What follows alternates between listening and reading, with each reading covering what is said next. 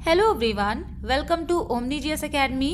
आज की इस वीडियो में हम एसएससी सीजीएल 2026 के लिए एजुकेटिव बेस्ड जीके का क्लास 7 करने वाले हैं, जहां पर हम 25 एमसीक्यूज करते हैं जो कि एजुकेटिव बेस्ड होते हैं और इसके बाद हम 5 करंट अफेयर्स भी सभी क्लासेस के साथ में रिवाइज करते हैं। तो अगर आप पहली बार इस चैनल पर विजिट कर रहे हैं तो मैं आपको बता दूं कि ये जो क्लासेस हैं ये आपके आने वाले एसएससी सीजीएल एग्जाम के लिए काफ़ी ज़्यादा हेल्पफुल होंगे, क्योंकि यहाँ पर हम हर क्वेश्चन के साथ में रिवीजन भी करते हैं और जो भी इम्पोर्टेंट पॉइंट होता है उसको भी देखते हुए चलते हैं। ये सभी क्लासेस एसएससी सीजीएल और सीएचएसएल 2026 के एक्सक्लूसिव बैच का पार्ट हैं, जहाँ पर क्लासेस हम यूट्यूब पर करते हैं, लेकिन इसका आपको जो पीडीएफ है वो पेड टेलीग्राम चैनल पर अलग से मिलता है। तो चलिए यहाँ पर बिना किसी देरी के इस क्लास को स्टार्ट करते हैं। पहला क्वेश्चन है यहाँ पर, रीड दी बिलो स्टेटमेंट। यहाँ पर आपको दोनों स्टेटमेंट पढ़ना है और बताना है कि कौन सा स्टेटमेंट सही है। पहले स्टेटमेंट में लिखा हुआ है, solicitor general of India is appointed by the president of India. यहाँ पे कह रहे हैं कि भारत के जो सॉलिसिटर जनरल होते हैं उनको प्रेसिडेंट के द्वारा अपॉइंट किया जाता है। सेकेंड स्टेटमेंट में लिखा हुआ है, a candidate contesting for the post of the president of India is required to make a security deposit of 15,000 rupees. यहाँ पर कह रहे हैं कि भारत के राष्ट्रपति पद के लिए चुनाव लड़ने वाले उम्मीदवार को 15,000 रुपए की सुरक्षा राशि जमा करनी होती है। यहाँ पर कौन सा स्टेटमेंट सही है ये आपको बताना है।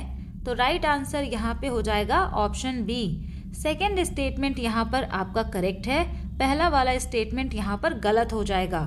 क्यों पहला स्टेटमेंट गलत है इसकी भी हम बात करेंगे, लेकिन इसके पहले हम प्रेसिडेंट से रिलेटेड आर्टिकल्स को रिवाइज करेंगे। यहाँ से आपको सबसे पहले याद रखना है कि प्रेसिडेंट के लिए कॉन्स्टिट्यूशन में आर्टिकल 52 दिया हुआ है। यहाँ पर बात की गई है प्रेसिडेंट ऑफ इंडिया के बारे में। इसके नेक्स्ट आर्टिकल यानी कि आर्टिकल 53 में कहा गया है, executive power of the union जो है ये राष्ट्रपति में निहित होगा। आर्टिकल 54 में इनके इलेक्शन के बारे में बताया गया है और इनका इलेक्शन किस तरीके से होगा, उसका मैनर क्या होना चाहिए, ये आर्टिकल 55 में बताया गया है। आर्टिकल 56 में इनका टर्म फिक्स किया गया है, यानी कि टर्म ऑफ ऑफिस कितना होगा प्रेसिडेंट का, ये आर्टिकल 56 में है। अगर इनका टर्म खत्म हो जाता है तो क्या ये री इलेक्शन के लिए एलिजिबल हैं या फिर नहीं, ये आर्टिकल 57 में बताया गया है। और अगर ये री इलेक्शन इनका होगा तो उसके लिए क्या क्वालिफिकेशन चाहिए, तो इसको आप ऐसे याद रख सकते हैं कि प्रेसिडेंट के इलेक्शन का क्वालिफिकेशन आर्टिकल 58 में दिया हुआ है। आर्टिकल 59 बात करता है कंडीशंस ऑफ प्रेसिडेंट्स ऑफिस, यानी कि प्रेसिडेंट के ऑफिस की क्या शर्तें होनी चाहिए वो यहाँ पर बताया गया है। आर्टिकल 60 में इनके ओथ या अफर्मेशन के बारे में दिया हुआ है। आर्टिकल 61 इनके इम्पीचमेंट की बात करता है। अब हम यहाँ पर बात करेंगे कि प्रेसिडेंट ऑफ इंडिया के लिए एलिजिबिलिटी क्राइटेरिया क्या होना चाहिए और उनको कौन वोट कर सकता है। इससे रिलेटेड क्वेश्चन इस बार के मेंस एग्जाम में पूछा गया है सीजीएल 2025 के, तो इस वजह से डिटेल में चीज़ें जानना बहुत इम्पॉर्टेंट हो जाता है। यहाँ पर अगर हम प्रेसिडेंट की एलिजिबिलिटी क्राइटेरिया की बात करेंगे तो ये आर्टिकल 58 में दिया हुआ है और उसमें ये कहा गया है कि अगर कोई भी प्रेसिडेंट बनना चाहता है तो वो इंडिया के सिटीजन होने चाहिए। दूसरा, एटलीस्ट 35 ईयर्स ऑफ एज उनका होना चाहिए। तीसरा यहाँ पे है, he should be qualified for election as a member of the Lok Sabha, यानी कि ये लोकसभा के मेंबर बनने की योग्यता रखते हों। इसके अलावा ये भी कहा गया है, not hold any office of profit under the central और स्टेट गवर्नमेंट, राज्य सरकार या केंद्र सरकार के अंतर्गत ये किसी भी लाभ के पद पर नहीं होने चाहिए। लेकिन आपको ये तो पता है कि ऑफिस ऑफ प्रॉफिट में ये नहीं होने चाहिए, पर यहाँ से आप ये भी याद रखिएगा कि इसमें कुछ एक्सेप्शंस हैं। अगर वो सिटिंग प्रेसिडेंट हैं, वाइस प्रेसिडेंट हैं, गवर्नर हैं या फिर कोई मिनिस्टर हैं, तब वो राष्ट्रपति का चुनाव लड़ सकते हैं। इनको ऑफिस ऑफ प्रॉफिट के अंतर्गत काउंट नहीं किया गया है, तो ये एक्सेप्शन भी आपको ध्यान होने चाहिए। स्टेटमेंट बेस्ड क्वेश्चन पूछा जा सकता है। अगला अब यहाँ पर हम बात करेंगे इलेक्टोरल कॉलेज की, यानी कि कौन कौन लोग प्रेसिडेंट के इलेक्शन में वोट करते हैं। तो यहाँ पे आप याद रखिएगा, both houses of parliament, Lok Sabha या राज्यसभा के जो भी यहाँ पर मेंबर होते हैं वो इनके इलेक्शन में पार्टिसिपेट करते हैं। ठीक इसी तरीके से स्टेट लेजिस्लेटिव असेंबली में जो भी इलेक्टेड मेंबर होते हैं सभी इंडियन स्टेट से, वो भी इसमें पार्टिसिपेट करते हैं। इसके अलावा elected member legislative assembly of Delhi and Puducherry के जो होते हैं वो भी पार्टिसिपेट करते हैं। तो इतने लोगों के द्वारा राष्ट्रपति के इलेक्शन में वोटिंग दी जाती है। यहाँ से आपको नोट ये रखना है कि नॉमिनेटेड मेंबर्स, जैसे कि प्रेसिडेंट के द्वारा राज्यसभा में मेंबर नॉमिनेट किया जाता है, तो ये वोट देने के लिए एलिजिबल नहीं है। नॉमिनेटेड मेंबर्स कभी भी वोट नहीं दे सकते। यहाँ पर हमने जान लिया कि वोट कौन करेगा। वोटिंग सिस्टम की अगर हम बात करेंगे तो ये जो मैनर ऑफ इलेक्शन है वो आर्टिकल 55 में दिया हुआ है। इनका जो वोटिंग है वो प्रोपोर्शनल रिप्रेजेंटेशन से होता है बाय सिंगल ट्रांसफरेबल वोट। तो ये आप ध्यान रखेंगे, डायरेक्टली एग्जाम में क्वेश्चन पूछा हुआ है। अगर हम प्रेसिडेंट के इलेक्शन में जो भी एमएलए और एमपी वोट करते हैं उनका वैल्यू निकालेंगे तो कैसे कैलकुलेट करेंगे ये भी हम जानते हैं। वैल्यू ऑफ एन एमएलए's वोट, अगर किसी भी एमएलए के वोट का वैल्यू निकालना है तो सबसे पहले total population of the state लिखा जाता है अपॉन यहाँ पर नंबर ऑफ स्टेट एमएलए's होता है और यहाँ पर 1/1000 मल्टीप्लाई किया जाता है, जो कि यहाँ पर लिखा हुआ है। तो अगर एक एमएलए के वोट का वैल्यू निकालना है तो ये फॉर्मूला यूज करना होगा। ठीक इसी तरीके से अगर मेंबर ऑफ पार्लियामेंट के एक वोट का वैल्यू निकालना है तो यहाँ पर हम रखते हैं value of all the MLA's vote upon total number of MPs. तो इस तरीके से इनका जो वोट का वैल्यू है वो निकल करके सामने आता है। यहाँ पर ध्यान देने वाली बात ये भी है कि जो एमएलए की वोट की वैल्यू होती है वहाँ पर हम जो total population of the state लिखते हैं वो 1971 के सेंसस डाटा के अकॉर्डिंग लिखते हैं। तो नेक्स्ट यहाँ पर हम बात करेंगे कि इसमें विनिंग कोटा क्या होता है। जैसे कि जो भी जनरल इलेक्शन होते हैं वहाँ पर जिस कैंडिडेट की ज़्यादा सीट आती है वो जीत जाते हैं, लेकिन प्रेसिडेंट के इलेक्शन में विनिंग कोटा डिसाइड किया हुआ है, यानी कि मिनिमम कितने नंबर ऑफ वोट किसी भी कैंडिडेट को लाने होते हैं। वही चीज़ यहाँ पर लिखा हुआ है, a candidate does not win bye a simple majority. कोई भी कैंडिडेट सिंपल मेजॉरिटी से यहाँ पर नहीं जीतता। They must secure a specific Kota of vote, यानी उन्हें जो है कुछ कोटा यहाँ पर पूरा करना होता है। कोटा यहाँ से कैसे निकालेंगे तो इसके लिए भी फॉर्मूला होता है total value of valid votes polled upon 2 + 1, यानी कि कितने वैलिड वोट पड़े हैं उसका हाफ प्लस 1 करेंगे तो कोटा आ जाएगा। अगर यहाँ पर 100 वैलिड वोट्स हैं, इसको आप हाफ करेंगे +1 तो ये आ जाएगा 51, तो ये कोटा होता है। अब हम यहाँ से नॉमिनेशन प्रोसेस की बात करेंगे क्योंकि क्वेश्चन यहीं से पूछा गया है। नॉमिनेशन प्रोसेस में दो चीज़ें होना बहुत इंपॉर्टेंट है, प्रपोजर एंड सेकेंडर, दूसरा यहाँ पे सिक्योरिटी डिपॉजिट। प्रपोजर एंड सेकेंडर का मतलब क्या होता है इसको आप आसान भाषा में समझिए। प्रपोजर वो लोग होते हैं जो सबसे पहले नाम यहाँ पर देते हैं कि इस पर्टिकुलर कैंडिडेट को हमें प्रेसिडेंट का उम्मीदवार बनाना है, तो वो प्रपोजर हो जाएंगे। और प्रपोजर को भी सपोर्ट करने वाले जो लोग होते हैं उनको सेकेंडर्स कहा जाता है। The nomination paper must be sign by at least 50 elector as proposer and 50 electors as seconder. तो प्रेसिडेंट के नॉमिनेशन के लिए यहाँ पर 50 प्रपोजर और एटलीस्ट 50 सेकेंडर्स होने चाहिए। इसका मतलब ये है कि 50 लोग किसी भी कैंडिडेट का नाम यहाँ पर देंगे और इनको भी सपोर्ट करने वाले 50 लोग होने चाहिए जिनको हम सेकेंडर्स कहते हैं। सिक्योरिटी डिपॉजिट यहाँ से इम्पॉर्टेंट है, क्वेश्चन यही से बना हुआ है। जो भी कैंडिडेट प्रेसिडेंट के इलेक्शन में पार्टिसिपेट करता है या जो भी प्रेसिडेंट के लिए खड़ा होता है उनको 15,000 रुपीज़ RBI के साथ जमा कराने होते हैं। अगर वो टोटल वोट का 1/6 वोट भी नहीं पाते हैं तो ये पैसा उनका जो है जब्त कर लिया जाता है, जिसको हम कहते हैं जमानत जब्त हो गई। तो ये आप यहाँ से याद रखेंगे। नेक्स्ट यहाँ पे अब हम बात करेंगे प्रेसिडेंट से रिलेटेड कुछ इंपॉर्टेंट चीज़ों की। तो सबसे पहले यहाँ पे आता है टर्म। प्रेसिडेंट का जो कार्यकाल होता है ये 5 ईयर्स का होता है और ये री इलेक्शन के लिए एलिजिबल होते हैं।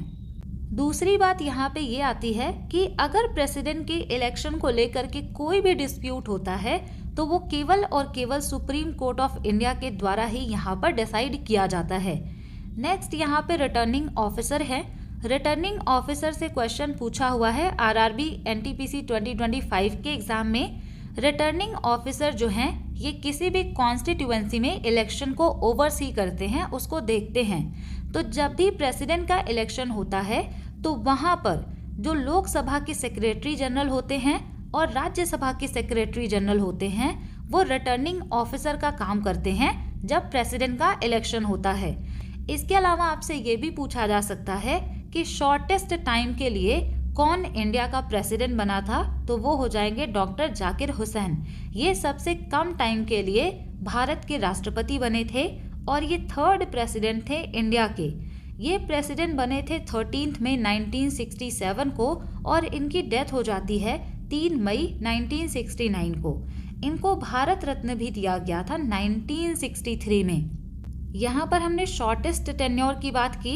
अगर आपसे पूछा जाए कि longest serving president of India कौन थे, तो वो हो जाएंगे first president of India doctor Rajendra Prasad. इन्होंने सर्व किया था 1950 से लेकर 62 तक।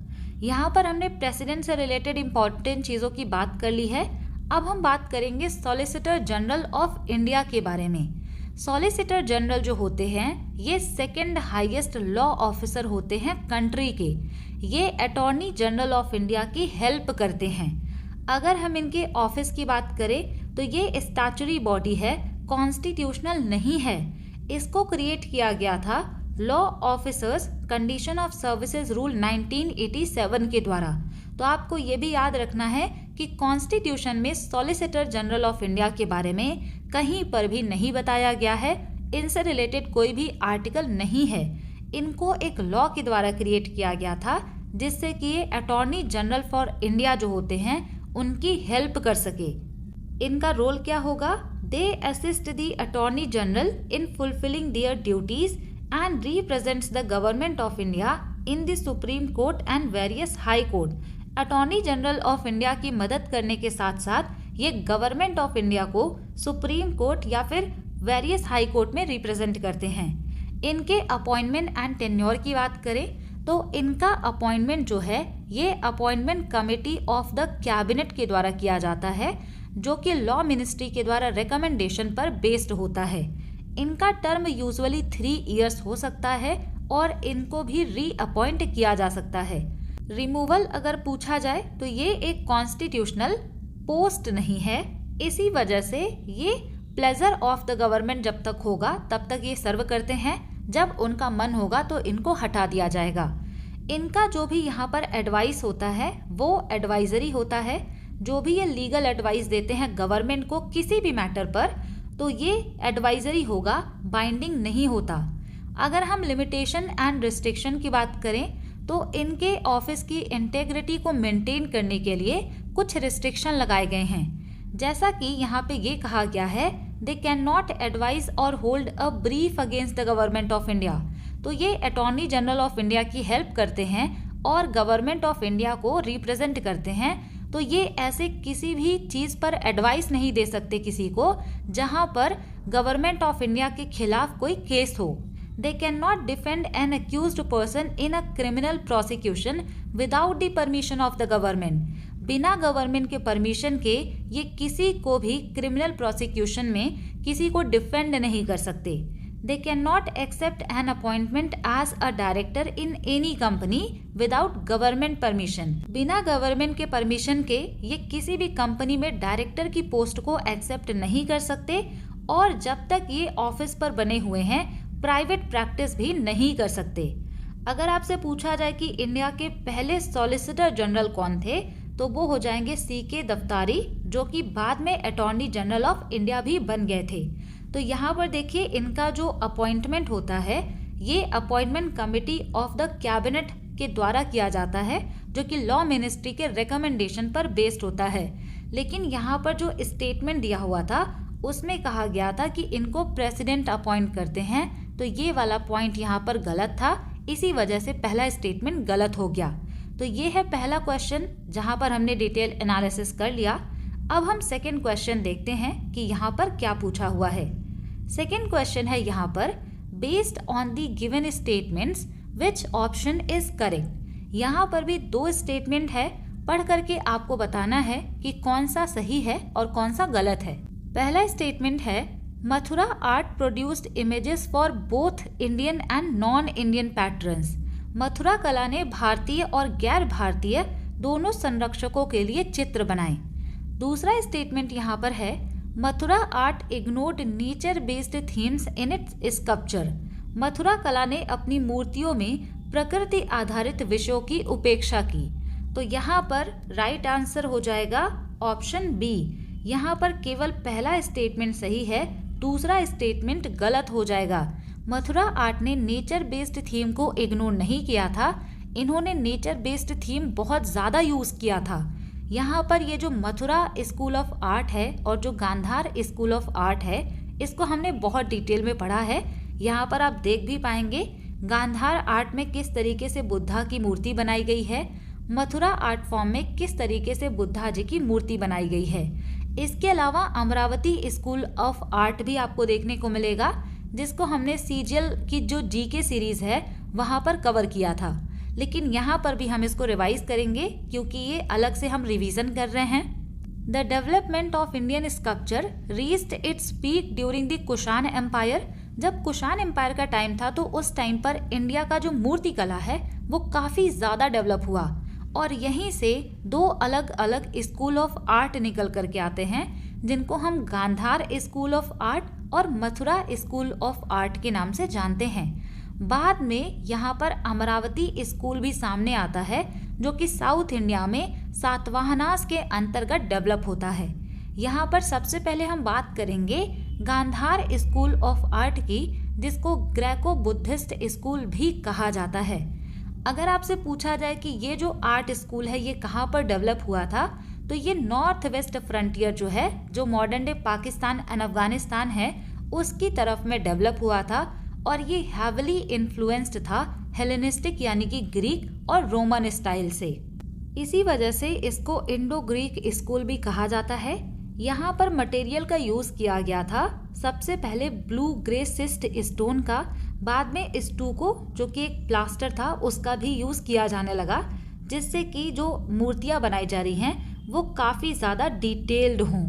नेक्स्ट यहाँ पे आपको ध्यान रखना है कि यहाँ पर फोकस था बुद्धिस्ट स्कल्पचर पर, यानी कि ज़्यादा से ज़्यादा बुद्धा जी की मूर्तियाँ ही इसमें बनाई जा रही थी।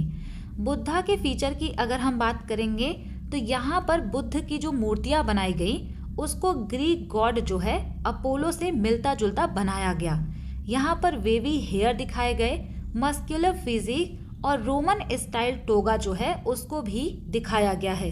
यहाँ पर फोरहेड जो है थोड़ा बड़ा बनाया गया, काम और मेडिटेटिव एक्सप्रेशन यहाँ पर बुद्धा जी का दिखाया गया था। लैक्स दी हॉलो और has a very simple one. यहाँ पर हॉलो नहीं बनाया जाता था, लेकिन अगर बनाया भी जाता था तो काफ़ी सिंपल होता था। हालो क्या होता है इसकी बात करते हैं। यहाँ पर आप देख रहे होंगे कि बुद्धा की जो मूर्ति है इसके पीछे गोल सा इस तरीके से बना हुआ है, इसको हालो कहा जाता था, जो कि गांधार आर्ट में काफ़ी सिंपल होता था। नेक्स्ट यहाँ पे अब हम बात करेंगे मथुरा स्कूल ऑफ आर्ट की। ये डेवलप हुआ था मथुरा उत्तर प्रदेश में और ये प्योरली इंडिजिनस स्टाइल था। इंडिजिनस का मतलब है स्वदेशी, इसमें कोई भी फॉरेन इन्फ्लुएंस देखने को नहीं मिला। यहाँ पर मटेरियल यूज़ किया गया था रेड सैंड स्टोन का, यहाँ पर आप इमेज में भी देख सकते हैं, और ये क्वेश्चन भी ऑलरेडी पूछा हुआ है तो ये भी आप ध्यान रखेंगे। यहाँ पर रिलीजियस फोकस रखा गया था, सेक्युलर एंड डाइवर्स। आपने देखा कि गांधार स्कूल ऑफ आर्ट में बुद्धा जी का मूर्ति बनाया गया, इस पर ज़्यादा फोकस था, लेकिन मथुरा स्कूल ऑफ आर्ट में बुद्धिज़्म, जैनिज़्म और हिंदुइज़्म इन सभी से रिलेटेड मूर्तियाँ बनाई गई। यहाँ पे बुद्धा का जो इमेज बनाया गया उनको स्माइलिंग फेस के साथ में बनाया गया।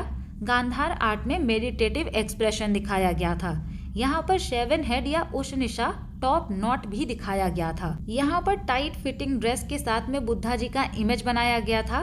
इसके अलावा इनका जो बॉडी है काफी फ्लैशी दिखाया गया। लार्ज एंड इलेबोरेटली डेकोरेटेड हालोज बनाए गए थे। नेक्स्ट पॉइंट यहाँ पे जो है इसी से क्वेश्चन पूछा हुआ है। It heavily featured nature based theme integrating motifs like trees, floral design and animal. यहाँ पर नेचर बेस्ड थीम पर बहुत ज़्यादा ध्यान दिया गया। इसमें ट्री, फ्लोरल डिजाइन और एनिमल्स भी बनाए जाते थे, जो कि स्टेटमेंट में यहाँ पर गलत दिया हुआ था। नेक्स्ट यहाँ पे बात करेंगे अमरावती स्कूल ऑफ आर्ट के बारे में। ये डेवलप हुआ कृष्णा गोदावरी लोअर वैली आंध्र प्रदेश के पास में और ये सातवाहनास के अंडर में डेवलप होता है। इसमें भी फॉरेन इन्फ्लुएंस देखने को नहीं मिलेगा, इंडिजिनस स्टाइल था। इसमें यूज किया गया था वाइट मार्बल का, तो ये पूछा जा सकता है। रिलीजियस फोकस यहाँ पर भी मेनली बुद्धिस्ट स्कल्पचर बनाए गए। इसका डिस्टिंक्टिव फीचर क्या था बाकी आर्ट स्कूल से, तो यहाँ पर नैरेटिव आर्ट पर जोर दिया गया। इसके पहले लोग केवल मूर्तियां बनाते थे, लेकिन यहाँ पर इंडिविजुअल स्टैच्यूज ना बना करके लाइफ ऑफ बुद्धा के जो स्टोरीज हैं उन पे फोकस किया गया। जातक टेल्स जो हैं वो सारे बड़े बड़े स्लैब पर बनाए गए। फिजिकल स्टाइल की बात करेंगे तो यहाँ पे जो फिगर है वो काफी पतले और जो लिम्ब है वो काफी लंबे, ये सारी चीजें दिखाई गई। त्रिभंग पोज इसमें बहुत ही कॉमनली दिखाया गया है अमरावती स्कूल ऑफ आर्ट में। इसके अलावा एक यहाँ पर आप ये भी ध्यान रख सकते हैं, जब यहाँ पर गोल्डन एज चल रहा था, गुप्ता स्कूल ऑफ आर्ट भी डेवलप हुआ था 4th to 6th century AD में सारनाथ में। इसको क्लाइमेक्स माना जाता है इंडियन आर्ट का। इसने जो है मथुरा और गांधार आर्ट के बेस्ट फीचर को एक साथ में कंबाइन किया। यहाँ पर आपको एक्सट्रीम सोफिस्टिकेशन देखने को मिलेगा। ट्रांसपेरेंट ड्रेपरी दिखाया गया। सारनाथ बुद्धा को यहाँ पे दिखाया गया, जो कि बुद्धा बैठे हुए थे धर्म चक्र प्रवर्तन की मुद्रा में। यहाँ पे फोकस जो है वो स्पिरिचुअल एब्स्ट्रैक्शन ना हो करके फिजिकल रियलिज्म यानी कि थोड़ा रियलिटी पर भी ध्यान दिया गया। तो ये आप इतना ध्यान रखेंगे कि कहाँ पर डेवलप हुआ था, और इसमें आप ध्यान रखेंगे कि नैरेटिव आर्ट दिखाया गया, वाइट मार्बल का यूज किया गया। तो ये हमने यहाँ पर रिवाइज कर लिया है। आगे भी आपको इस पर बेस्ड क्वेश्चन मिलेंगे तो आप इसको कर पाएंगे। नेक्स्ट क्वेश्चन यहाँ पर हम देखेंगे question number 3। Which of the following statements about होला मोहल्ला festival of Punjab is correct? यहाँ पर पूछा गया है पंजाब के होला मोहल्ला त्योहार के बारे में निम्नलिखित में से कौन सा कथन सही है। पहला स्टेटमेंट दिया हुआ है, it is celebrated mainly by women through crafts in Patiala. Patiala में यह त्योहार मुख्य रूप से महिलाओं द्वारा शिल्प कला के माध्यम से मनाते हैं।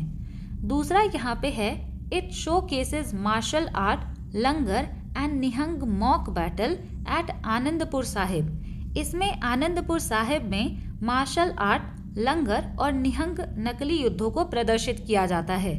तीसरा यहाँ पे लिखा हुआ है, it is a harvest festival observed just before Diwali. यहाँ पे कह रहे कि ये जो होला मोहल्ला है ये एक हार्वेस्ट फेस्टिवल है जिसको दिवाली के पहले मनाते हैं। चौथे स्टेटमेंट में लिखा हुआ है, Hola Mohalla is celebrated on the same day as Holi. यहाँ पे कह रहे हैं कि होली के दिन ही मनाते हैं। तो राइट आंसर यहाँ पे हो जाएगा option B, it showcases martial art, langar and Nihang mock battles at Anandpur Sahib. ये वाला यहाँ पर करेक्ट हो जाएगा। इसको होली के टाइम पर मनाया जाता है पर सेम डे पर नहीं मनाया जाता। यहाँ पर पंजाब का फेस्टिवल पूछा हुआ है तो पंजाब के इम्पोर्टेंट फेस्टिवल्स को रिवाइज करेंगे। सबसे पहला और सबसे फेमस जो कि एग्जाम में पूछा जाता है कई बार, वो हो जाएगा बैसाखी फेस्टिवल। इसको 13 या 14 अप्रैल को मनाते हैं। ये पंजाबी न्यू ईयर है और हार्वेस्ट फेस्टिवल। इसको इस वजह से भी मनाया जाता है क्योंकि गुरु गोविंद सिंह के द्वारा 1699 में खालसा पंथ की स्थापना की गई थी। सेकेंड यहाँ पे आता है फेस्टिवल लोहड़ी फेस्टिवल, जिसको 13 जनवरी को मनाते हैं। ये विंटर हार्वेस्ट फेस्टिवल होता है और ये जब मनाया जाता है तो इसका मतलब है कि विंटर का एंड हो रहा है। यहाँ पर इसको बोन फायर पर सेलिब्रेट किया जाता है, डांसिंग होता है, ट्रेडिशनल फूड यहाँ पर खाया जाता है। होला मोहल्ला मार्च में मनाया जाता है।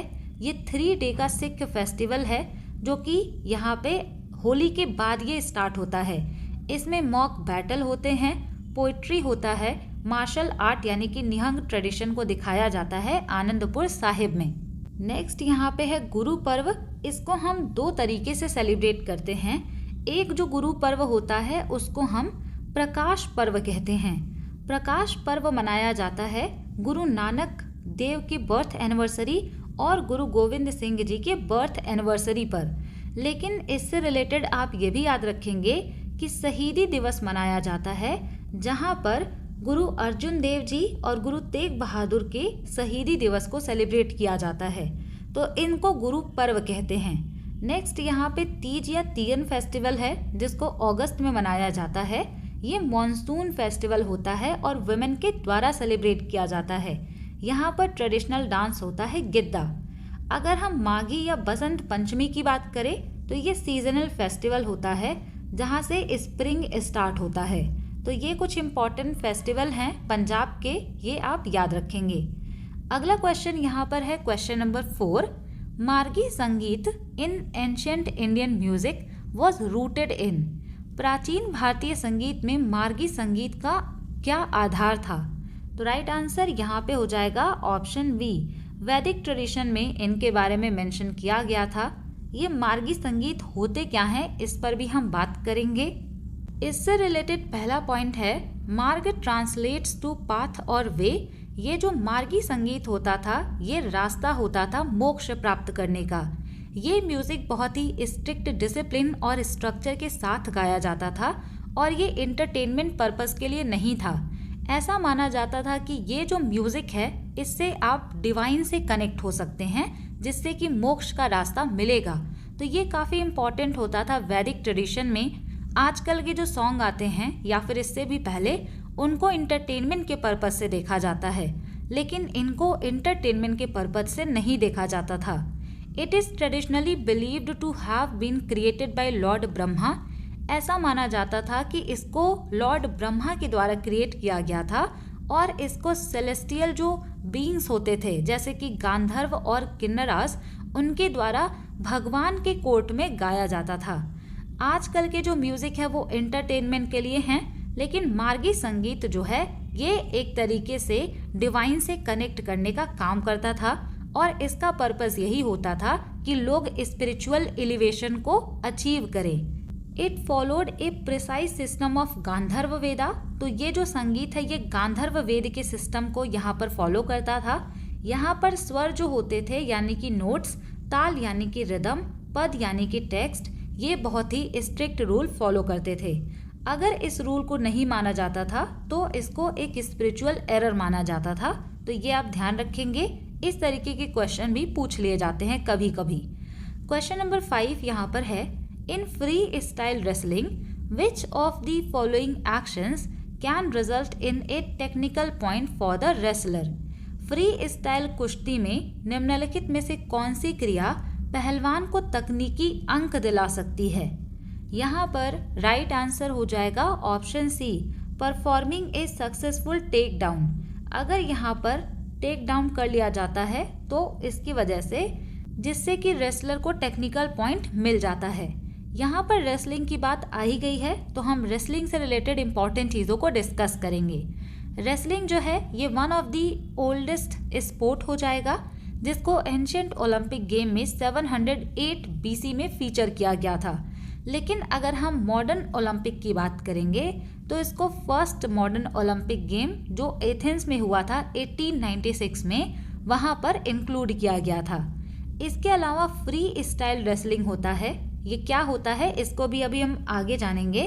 फ्री स्टाइल रेसलिंग को सेंट लुइस गेम्स में 1904 में इंट्रोड्यूस किया गया था। अगर हम अपने यानी कि इंडियन कॉन्टेक्स्ट में बात करेंगे तो इसको ट्रेडिशनली मल्ल युद्ध के नाम से जाना जाता था। मॉडर्न इंडियन रेसलिंग इवॉल्व हुआ है पहलवानी से, जिसको कि मड पिट यानी कि अखाड़ा में प्रैक्टिस किया जाता है। यहाँ पर हम रेसलिंग के कोर्ट एरिया और मेजरमेंट की बात करेंगे। सबसे पहले आप ये देख लीजिए, ये होता है रेसलिंग का कोर्ट या फिर मैट। यहाँ पे जो मैट होता है उसका साइज हो जाएगा 12x12, यानी कि लंबाई और चौड़ाई इक्वल होता है। तो यहाँ पर हम बात करते हैं कि इसका शेप कैसा होगा। इसका शेप सर्कुलर होता है। कंपटीशन एरिया 9 मीटर्स होता है, यानी कि इसका जो डायमीटर है वो 9 मीटर होगा। इसके अलावा यहाँ पर एक सेंट्रल सर्कल होता है जिसका डायमीटर 1 मीटर होता है, जहाँ से रेसलिंग को स्टार्ट किया जाता है। यहाँ पर एक प्रोटेक्शन एरिया भी देखने को मिलता है जो कि 9 मीटर सर्कल के बाहर होता है। 1.5 मीटर ये वाइड होगा। पैसिविटी जोन भी यहाँ पर होता है। 1 मीटर का ऑरेंज या फिर रेड कलर का स्ट्रिप होगा, जिनको हम पैसिविटी जोन कहते हैं। यहाँ पर आप देख पा रहे होंगे, ये जो आपको बीच में दिख रहा है, यहाँ से रेसलिंग स्टार्ट होता है और इसका डायमीटर 1 मीटर हो जाएगा। लेकिन इसके अलावा ये जो ऑरेंज कलर का आपको स्ट्रिप दिख रहा है, ये इस साइड भी 1 मीटर का होगा और इस तरफ भी 1 मीटर का होगा। तो जब आप 7 + 1 + 1 करेंगे तो टोटल इसका जो एरिया है वो 9 मीटर होगा। इसका डायमीटर हम केवल इतने की बात कर रहे हैं। इसके अलावा यहाँ पे आपको प्रोटेक्शन एरिया भी देखने को मिलता है, तो ये भी आप ध्यान में रखेंगे। नेक्स्ट यहाँ पे हम बात करेंगे रूल्स एंड फॉर्मेट की। इसको जानने से पहले आप ये जान लीजिए कि इंटरनेशनल लेवल पर यूनाइटेड वर्ल्ड रेसलिंग जो है, ये रेसलिंग को गवर्न करते हैं। इसका हेडक्वार्टर स्विट्जरलैंड में है। इंडिया में इसको गवर्न किया जाता है रेसलिंग फेडरेशन ऑफ इंडिया के द्वारा, जिसका हेडक्वार्टर न्यू दिल्ली में है। यहाँ पर ये जो मैच का ड्यूरेशन है, इसको आप 10 स्टार मार्क कर लीजिए। ये 6 मिनट का होता है टोटल। यहाँ पे 2 पीरियड होते हैं, एक यहाँ पर 3 मिनट का, दूसरा भी यहाँ पर 3 मिनट का होता है और इसके बीच में जो है 30 सेकेंड्स का ब्रेक दिया जाता है। यहाँ पे ये जो अलग अलग 3-3 मिनट का टाइम है, इसको हम बाउट कहते हैं। तो अगर आपसे एग्जाम में पूछा जाए कि रेसलिंग में बाउट का टाइम पीरियड क्या होता है, तो 3-3 मिनट का यहाँ पर होगा, 30 सेकेंड का यहाँ पर ब्रेक होता है। इसके अलावा स्टाइल जो मैंने आपसे बताया कि एक यहाँ पर फ्री स्टाइल रेसलिंग होता है। यहाँ पे जो एथलीट होते हैं ये अपने लेग्स का भी इस्तेमाल कर सकते हैं अपने अपोनेंट पार्टी को ग्रैब करने के लिए, यानी उन पर अटैक करने के लिए। ग्रेको रोमन स्टाइल जो होता था, यहाँ पर वेस्ट के नीचे पकड़ना बिल्कुल भी अलाउड नहीं था, केवल अपर बॉडी पार्ट पर ही रेसलिंग हो सकता था। लेकिन फ्री स्टाइल का मतलब है कि आप लेग्स का भी यूज कर सकते हैं। यहाँ पर अगर हम विनिंग मेथड्स की बात करेंगे, यहाँ पर 2 चीजें आती हैं। पहला यहाँ पे हो जाएगा पिन या फॉल। जब भी अपोनेंट के शोल्डर को मैट पर पूरी तरीके से गिरा दिया जाता है, दोनों शोल्डर्स को, तो उसको हम कहते हैं पिन या फॉल। यहाँ पे जिसने भी अपने अपोनेंट को मैट पर गिरा दिया है, उनको इंस्टेंट विन मिल जाती है। दूसरा यहाँ पे है technical superiority, ending the match if A point gap is reached. इसका मतलब ये है कि अगर किसी भी खिलाड़ी ने बहुत ज़्यादा पॉइंट स्कोर कर लिए हैं और जो अपोनेंट खिलाड़ी है उसने बिल्कुल भी स्कोर नहीं किया, तो वहाँ पर पता चल जाता है कि कौन इस रेसलिंग को जीतने वाला है। तो टाइम के पहले ही रेसलिंग को वहाँ पर ख़त्म कर दिया जाता है। इसी को टेक्निकल सुपीरियोरिटी कहते हैं। फ्री स्टाइल में अगर किसी ने 10 पॉइंट स्कोर कर लिया और उनके अपोनेंट बिल्कुल पीछे हैं, उन्होंने 1 पॉइंट या 0 ही स्कोर किया है, तो वो बहुत कम होगा। तो वहाँ पे ये पता चल जाएगा कि जिसने 10 पॉइंट जीता है वो आगे चल के भी जीत जाएंगे, क्योंकि अब जो हारने वाला है वो ट्राई भी करेगा तो 4-5 पॉइंट ही बना पाएगा। तो वहाँ पर टाइम से पहले ही मैच खत्म कर दिया जाता है। ग्रेको रोमन स्टाइल में अगर किसी ने 8 पॉइंट यहाँ पर गेन कर लिए और उसके अपोनेंट ने बिल्कुल भी पॉइंट गेन नहीं किए हैं, तब भी मैच वहाँ पर एंड कर दिया जाता है। इसको टेक्निकल सुपीरियोरिटी कहते हैं। अगला यहाँ पे आता है इम्पॉर्टेंट टर्मिनोलॉजी। तो इसमें होता है रेपेचेग। ये जो है फ्रेंच वर्ड से निकल करके आया है, तो इसका आपको जो प्रोनाउंसिएशन है वो अलग थोड़ा देखने को मिलेगा। इसका मतलब होता है सेकंड चांस। कई बार क्या होता है कि जो भी अपोनेंट फाइनलिस्ट से हार जाते हैं, तो बाद में उनको भी एक सेकंड चांस दिया जाता है जिससे कि वो ब्रॉन्ज मेडल के लिए कॉम्पीट कर सके। यहाँ पर आपको कीवर्ड याद रखना है सेकेंड चांस। दूसरा यहाँ पे होता है parterre, a position where is wrestler is flat or on all fours on the mat, यानी कि अगर किसी रेसलर को पूरे चारों खाने चित कर दिया गया हो सिंपल लैंग्वेज में, तो उसको हम पार्टेयर भी कहते हैं। नेक्स्ट यहाँ पे हीव आता है। अगर किसी अपोनेंट ने किसी को ऐसे उठा दिया है दोनों हाथों से और वो उसको फेंक सकता है, तो उसको हम हीव कहते हैं। हाफ नेल्सन यहाँ पर बहुत ज़्यादा इम्पॉर्टेंट होता है। ये एक फंडामेंटल पिनिंग होल्ड होता है रेसलिंग में, तो इसको आप याद रखेंगे। ब्रिज क्या होता है, तो यहाँ पे जब अपोनेंट के द्वारा अपने बॉडी या शोल्डर को प्रिवेंट करने के लिए इस तरीके से आर्क बनाया जाता है, तो उसको ब्रिज कहते हैं। डक अंडर या डबल लेग टेक डाउन भी इसी से रिलेटेड है और यहाँ से एग्जाम में केवल और केवल हाफ नेल्सन पूछा जाता है, तो ये आप अच्छे से याद रखेंगे। नेक्स्ट यहाँ पे हम फेमस इंडियन रेसलर और उनके अचीवमेंट को जानेंगे, क्योंकि यहाँ से भी क्वेश्चन बनते हैं। रेसलिंग में सबसे पहले यहाँ पर केटी जाधव का नाम आएगा, first individual Olympic medallist of independent India. तो ये पहले इंडिविजुअल ओलंपिक मेडलिस्ट हैं जिन्होंने ब्रॉन्ज हासिल किया था 1952 के हेलसिंकी ओलंपिक्स में। सुशील कुमार की बात करेंगे तो ये first Indian to win 2 individual Olympic medal. इनको ब्रॉन्ज मेडल मिला था 2008 के बीजिंग ओलंपिक में। 2012 का जो लंदन ओलंपिक्स था वहां पर सिल्वर मिला था और इसी के साथ ये 2 इंडिविजुअल ओलंपिक मेडल पाने वाले पहले भारतीय बने थे इंडियन रेसलर। योगेश्वर दत्त की बात करेंगे तो इनको ब्रॉन्ज मेडल मिला था 2012 के लंदन ओलंपिक्स में, यानी 2012 के ओलंपिक्स में। साक्षी मलिक जो हैं ये फर्स्ट इंडियन वुमेन हैं जिन्होंने ओलंपिक रेसलिंग मेडल जीता था। ब्रॉन्ज मेडल था 2016 के रियो ओलंपिक्स में, तो ये स्टार मार्क कर लीजिएगा। बजरंग पुनिया की बात करेंगे तो इनको ब्रॉन्ज मेडल मिला था 2020 के टोक्यो ओलंपिक्स में और ये ओनली इंडियन हैं जिन्होंने 4 वर्ल्ड चैंपियनशिप मेडल जीता है रेसलिंग में। रवि कुमार दाहिया जो हैं इनको 2020 के ओलंपिक में सिल्वर मेडल मिला। विनीश फोगाट का नाम आप याद रखेंगे, ये फर्स्ट इंडियन वुमेन हैं जिन्होंने गोल्ड जीता है कॉमनवेल्थ में भी और एशियन गेम्स में भी। कॉमनवेल्थ गेम 2014, 2018 और 2022 में इनको गोल्ड मिला। एशियन गेम्स में 2018 में भी इनको गोल्ड मेडल मिला था। अमन शेरावत की अगर हम बात करेंगे तो ये रेसलिंग से रिलेटेड हैं और इनसे रिलेटेड क्वेश्चन एसएससी सीजीएल 2025 के मेंस के एग्जाम में भी पूछा हुआ है, क्योंकि जब इन्होंने ओलंपिक में मेडल जीता ब्रॉन्ज मेडल 2024 के पेरिस ओलंपिक में, तो उसी के साथ में ये इंडिया के यंगेस्ट ओलंपिक मेडलिस्ट भी बन गए हैं। 21 ईयर्स 24 डेज की एज में इन्होंने इसको जीता है डेरियन क्रूज को हरा करके। तो इन्होंने किसका रिकॉर्ड तोड़ा है? पीवी सिंधु का रिकॉर्ड इन्होंने ब्रेक किया है और अब ये यंगेस्ट ओलंपिक मेडलिस्ट हैं इंडिया के। इसके अलावा अगर हम अवार्ड्स की बात करेंगे तो मेजर ध्यानचंद खेल रत्न अवार्ड दिया गया है सुशील कुमार को 2009 में, उसके बाद योगेश्वर दत्त को 2012 में, साक्षी मलिक को भी मिल चुका है, बजरंग पुनिया, विनीश फोगाट और रवि दाहिया को भी ये अवार्ड दिया जा चुका है। यहाँ पर रेसलिंग से रिलेटेड हमने चीज़ों को रिवाइज किया है। इसके आगे भी अगर कोई पॉइंट आते हैं तो आगे की क्लासेस में हम डिस्कस करते हुए चलेंगे। अगला क्वेश्चन यहाँ पर देखते हैं, question number 6। Vijender Singh defeated which player in the quarter final to secure India's first Olympic boxing medal. Vijender Singh ने क्वार्टर फाइनल में किस खिलाड़ी को हराकर भारत को ओलंपिक मुक्केबाजी में पहला पदक दिलाया, यानी कि पहला Olympic boxing medal? Right answer यहाँ पे हो जाएगा ऑप्शन बी, इन्होंने कार्लोस गोंगोरा को हराया।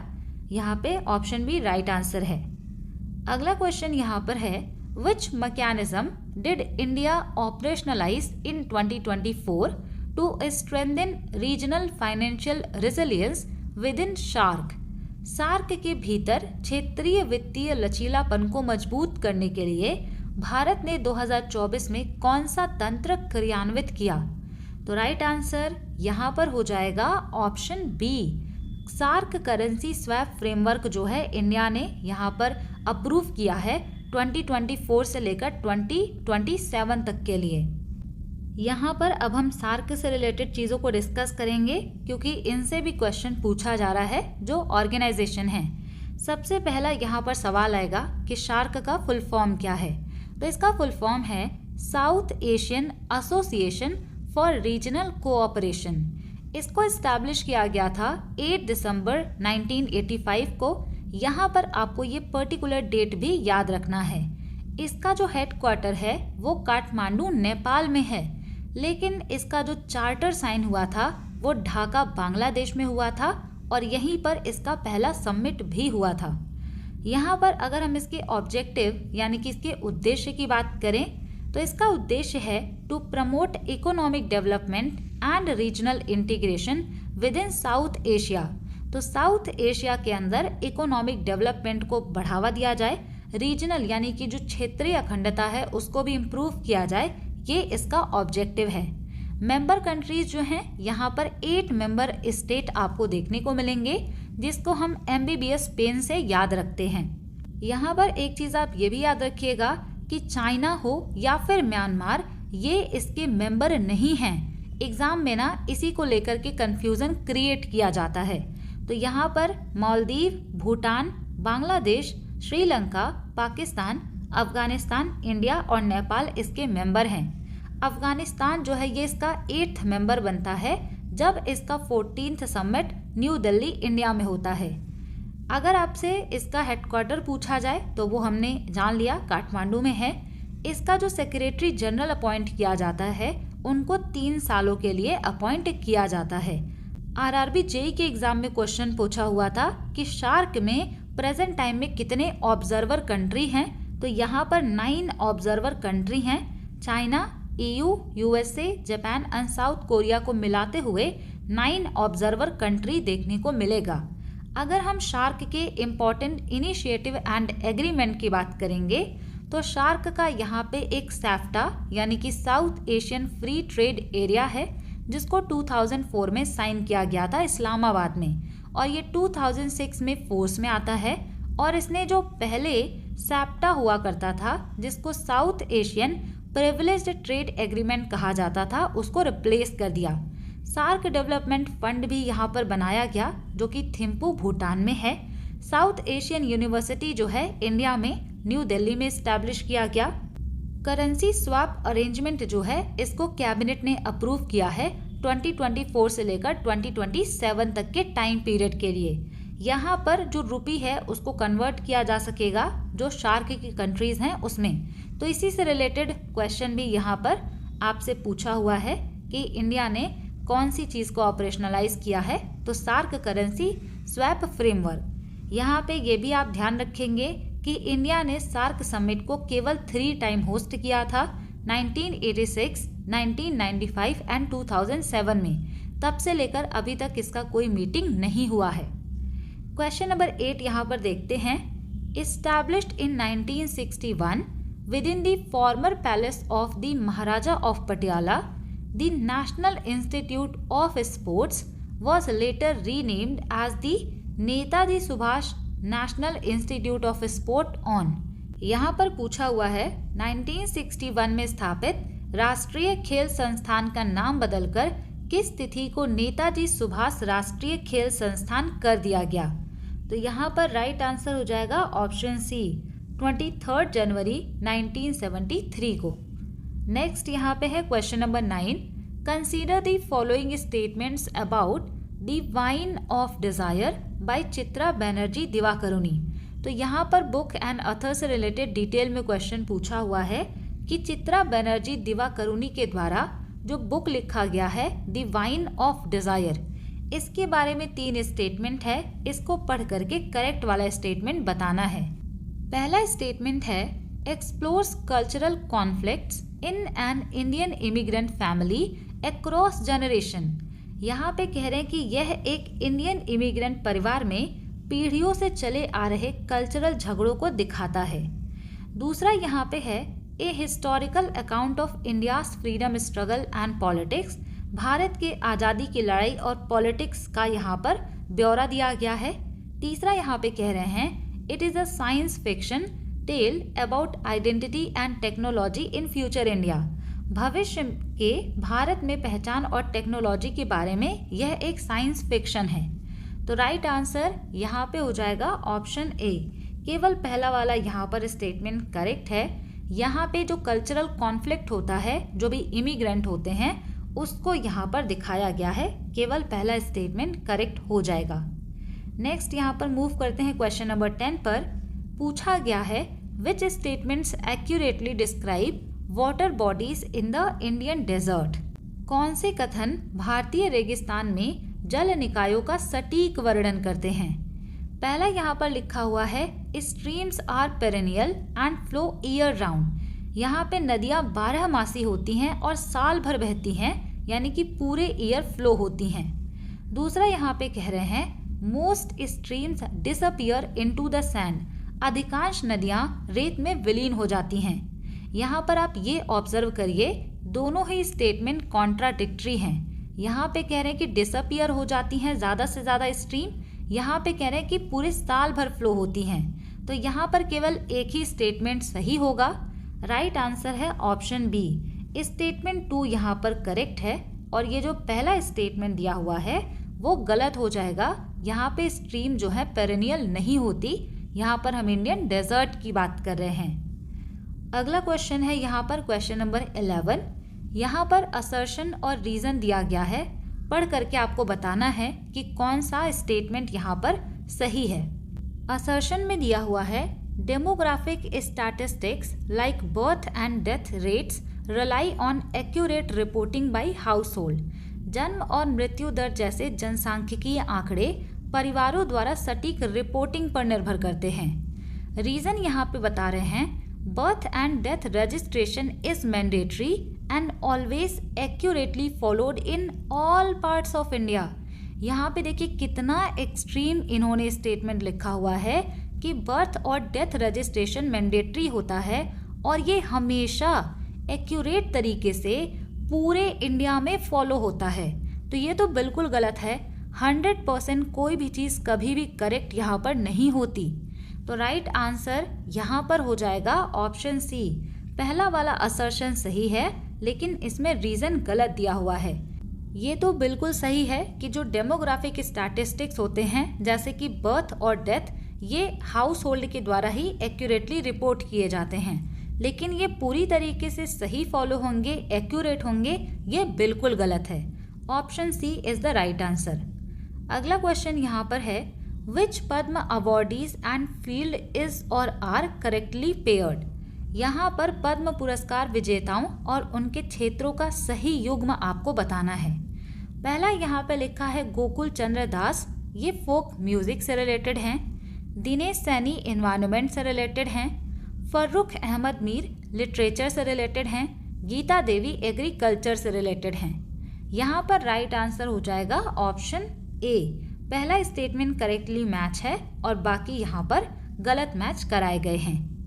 आगे बढ़ते हैं अगले क्वेश्चन पर। क्वेश्चन नंबर 13 है यहाँ पर विच of the following accurately reflects the critical technological outcome of ISRO's RLV LEX-3 mission conducted on June 23, 2024।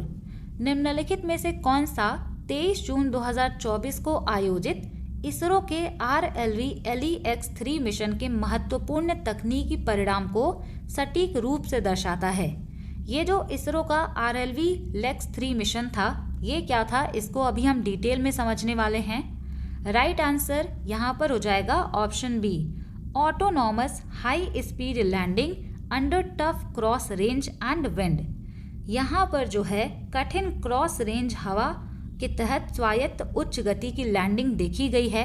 ये क्या है, क्यों है, इस पर भी हम बात करते हैं। सबसे पहले आप इस मिशन के बारे में जानिए। इसरो का जो RLV LEX-3 मिशन है, इसका फुल फॉर्म है reusable launch vehicle landing experiment 3। ये थर्ड एंड फाइनल टेस्ट था जो कि लैंडिंग एक्सपेरिमेंट कंडक्ट किया जा रहा था इसरो के द्वारा, और इसका उद्देश्य ये था कि जो भी स्पेस प्लेन स्पेस में जाते हैं वो सेफली वापस जो है वो अर्थ पर आ जाएं। तो यही एक्सपेरिमेंट किया जा रहा था to master the technology of returning space plane safely to the earth. तो इसी एक्सपेरिमेंट में ये तीसरे नंबर का एक्सपेरिमेंट था। पहला और दूसरा एक्सपेरिमेंट हो चुका था। इसका जो फाइनल एक्सपेरिमेंट है वो सक्सेसफुली 23 जून 2024 को कंप्लीट कर दिया गया और ये इंडिया का एक माइलस्टोन अचीवमेंट है, क्योंकि इससे कॉस्ट इफेक्टिव स्पेस ट्रेवल होगा जब हम लॉन्च व्हीकल को रीयूज कर लेंगे। मिशन की डिटेल की बात करेंगे तो इसको 23 जून 2024 को लॉन्च किया गया। कहाँ से लॉन्च किया गया? तो इसको एरोनॉटिकल टेस्ट रेंज जो कि चित्रदुर्ग कर्नाटका में है, वहाँ से लॉन्च किया गया। यहाँ पे जो व्हीकल है उसका नेम पुष्पक है। यहाँ पे आप ये जो देख रहे हैं ना, इसरो का RLV LEX-3, इसको पुष्पक कहा जा रहा है, तो इसका नाम भी याद रखना है। यहाँ पे इसको किस तरीके से एक्सपेरिमेंट किया गया है, व्हीकल जो था उसको पहले 4.5 किलोमीटर की हाइट पर ले जाया गया था इंडियन एयरफोर्स के चिनूक हेलीकॉप्टर के द्वारा, और वहाँ पर ले जाकर के मिड एयर में ही उसको रिलीज कर दिया गया। इसके ऑब्जेक्टिव एंड चैलेंजेस की बात करें तो यहीं से क्वेश्चन देखिए पूछा हुआ है। The RLV LEX-3 was designed to be much more difficult than its predecessors। तो जब यहाँ पर LEX-1 और 2 यहाँ पे एक्सपेरिमेंट किया गया था, उससे भी ज़्यादा डिफ़िकल्ट इसको बनाया गया, ताकि कि जो रियल वर्ल्ड के स्पेस रिटर्न कंडीशन है उसको भी यहाँ पर दर्शाया जा सके। यहाँ पर सबसे पहले क्रॉस रेंज मैनूवर्स दिखाए गए। ये जो व्हीकल था इसको जानबूझकर लेटरल एरर के साथ में रिलीज किया गया था, यानी कि इसको 500 मीटर जो है उससे काफ़ी दूरी पर रिलीज किया गया, जिससे कि ये खुद ही अपने रास्ते को करेक्ट करे और सीधी तरीके से ये उड़ान भरे। दूसरा यहाँ पे ऑटोनॉमस लैंडिंग भी देखा गया। इसने बहुत ही प्रिसाइज और बहुत ही एक्यूरेट लैंडिंग दिखाया है बिना किसी ह्यूमन इंटरवेंशन के। हाई स्पीड कंडीशन भी यहाँ पर है। ये जो व्हीकल है इसने 320 किलोमीटर पर आवर से भी ज़्यादा की स्पीड दिखाई है। बहुत ही हाई एनर्जी के साथ में ये ऑर्बिट से रिटर्न हुआ है। सीवियर वेदर कंडीशन, ये जो मिशन है ये जानबूझ करके ऐसे मौसम में कंडक्ट किया गया जिसमें कि कंडीशन बहुत ख़राब थी, और इस तरीके से पता चल पाया कि ये जो यहाँ पे, जिससे कि ये सीवियर वेदर कंडीशंस में भी अच्छे से काम कर पाए। तो यहाँ पे सबसे पहले क्रॉस रेंज मैनूवर दिखाया गया। जानबूझकर इसको गलत डायरेक्शन में अलग तरीके से छोड़ा गया, जिससे कि ये अपने रास्ते को खुद ही करेक्ट करे, खुद ही स्ट्रेट रास्ते पर आए। ऑटोनॉमस लैंडिंग भी हुआ बिना ह्यूमन इंटरवेंशन के। हाई स्पीड भी देखने को मिला, और जानबूझकर सीवियर वेदर कंडीशन में इसको एक्सपेरिमेंट किया गया, जिससे कि ये पता चल पाए कि खराब मौसम में भी ये अपना काम अच्छे से करेगा। ये कुछ इम्पॉर्टेंट इसके ऑब्जेक्टिव हैं। नेक्स्ट यहाँ पे है क्वेश्चन नंबर 14। यहाँ पर पूछा गया है द टर्म पेलियोट्रॉपी रेफर्स टू। यहाँ पे कहने की पेलियोट्रॉपी का मतलब होता क्या है, तो इसका यहाँ पर राइट आंसर हो जाएगा option A, one gene affects multiple trait. जब एक जीन कई लक्षणों को प्रभावित करने लगता है उसको पेलियोट्रॉफी कहते हैं। ये क्या होता है इसको भी यहाँ पर समझेंगे।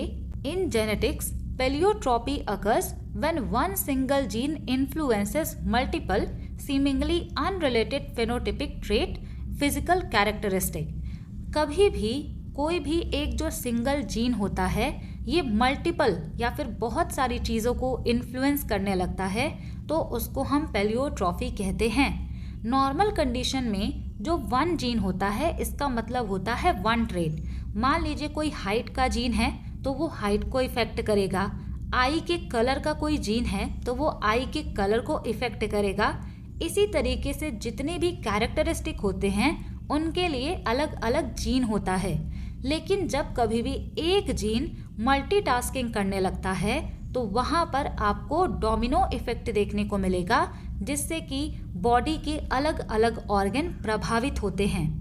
ये होता कैसे है, तो जब भी कोई सिंगल प्रोटीन किसी भी जीन के द्वारा प्रोड्यूस किया गया और उसका यूज बहुत सारे सेल के द्वारा किया जाने लगा, तब ये आपको देखने को मिल जाएगा। यहाँ से हमें ये पता चलता है कि सिंगल जेनेटिक डिसऑर्डर की वजह से क्यों हमें अलग अलग सिम्पटम देखने को मिलते हैं। तो यहाँ पर इसका एग्जाम्पल आप देखेंगे तो और भी आपको समझ में आएगा। पेलियोट्रॉपी जो है सिकल सेल एनीमिया में देखने को मिलेगा। हीमोग्लोबिन जीन जो होता है इसमें जब म्यूटेशन होगा तो इसकी वजह से रेड ब्लड सेल का शेप आपको सिकल की तरह दिखने लगेगा। यहाँ पर आरबीसी का जो शेप होता है वो डीफॉर्म हो जाता है। फिजिकल वीकनेस देखने को मिलता है।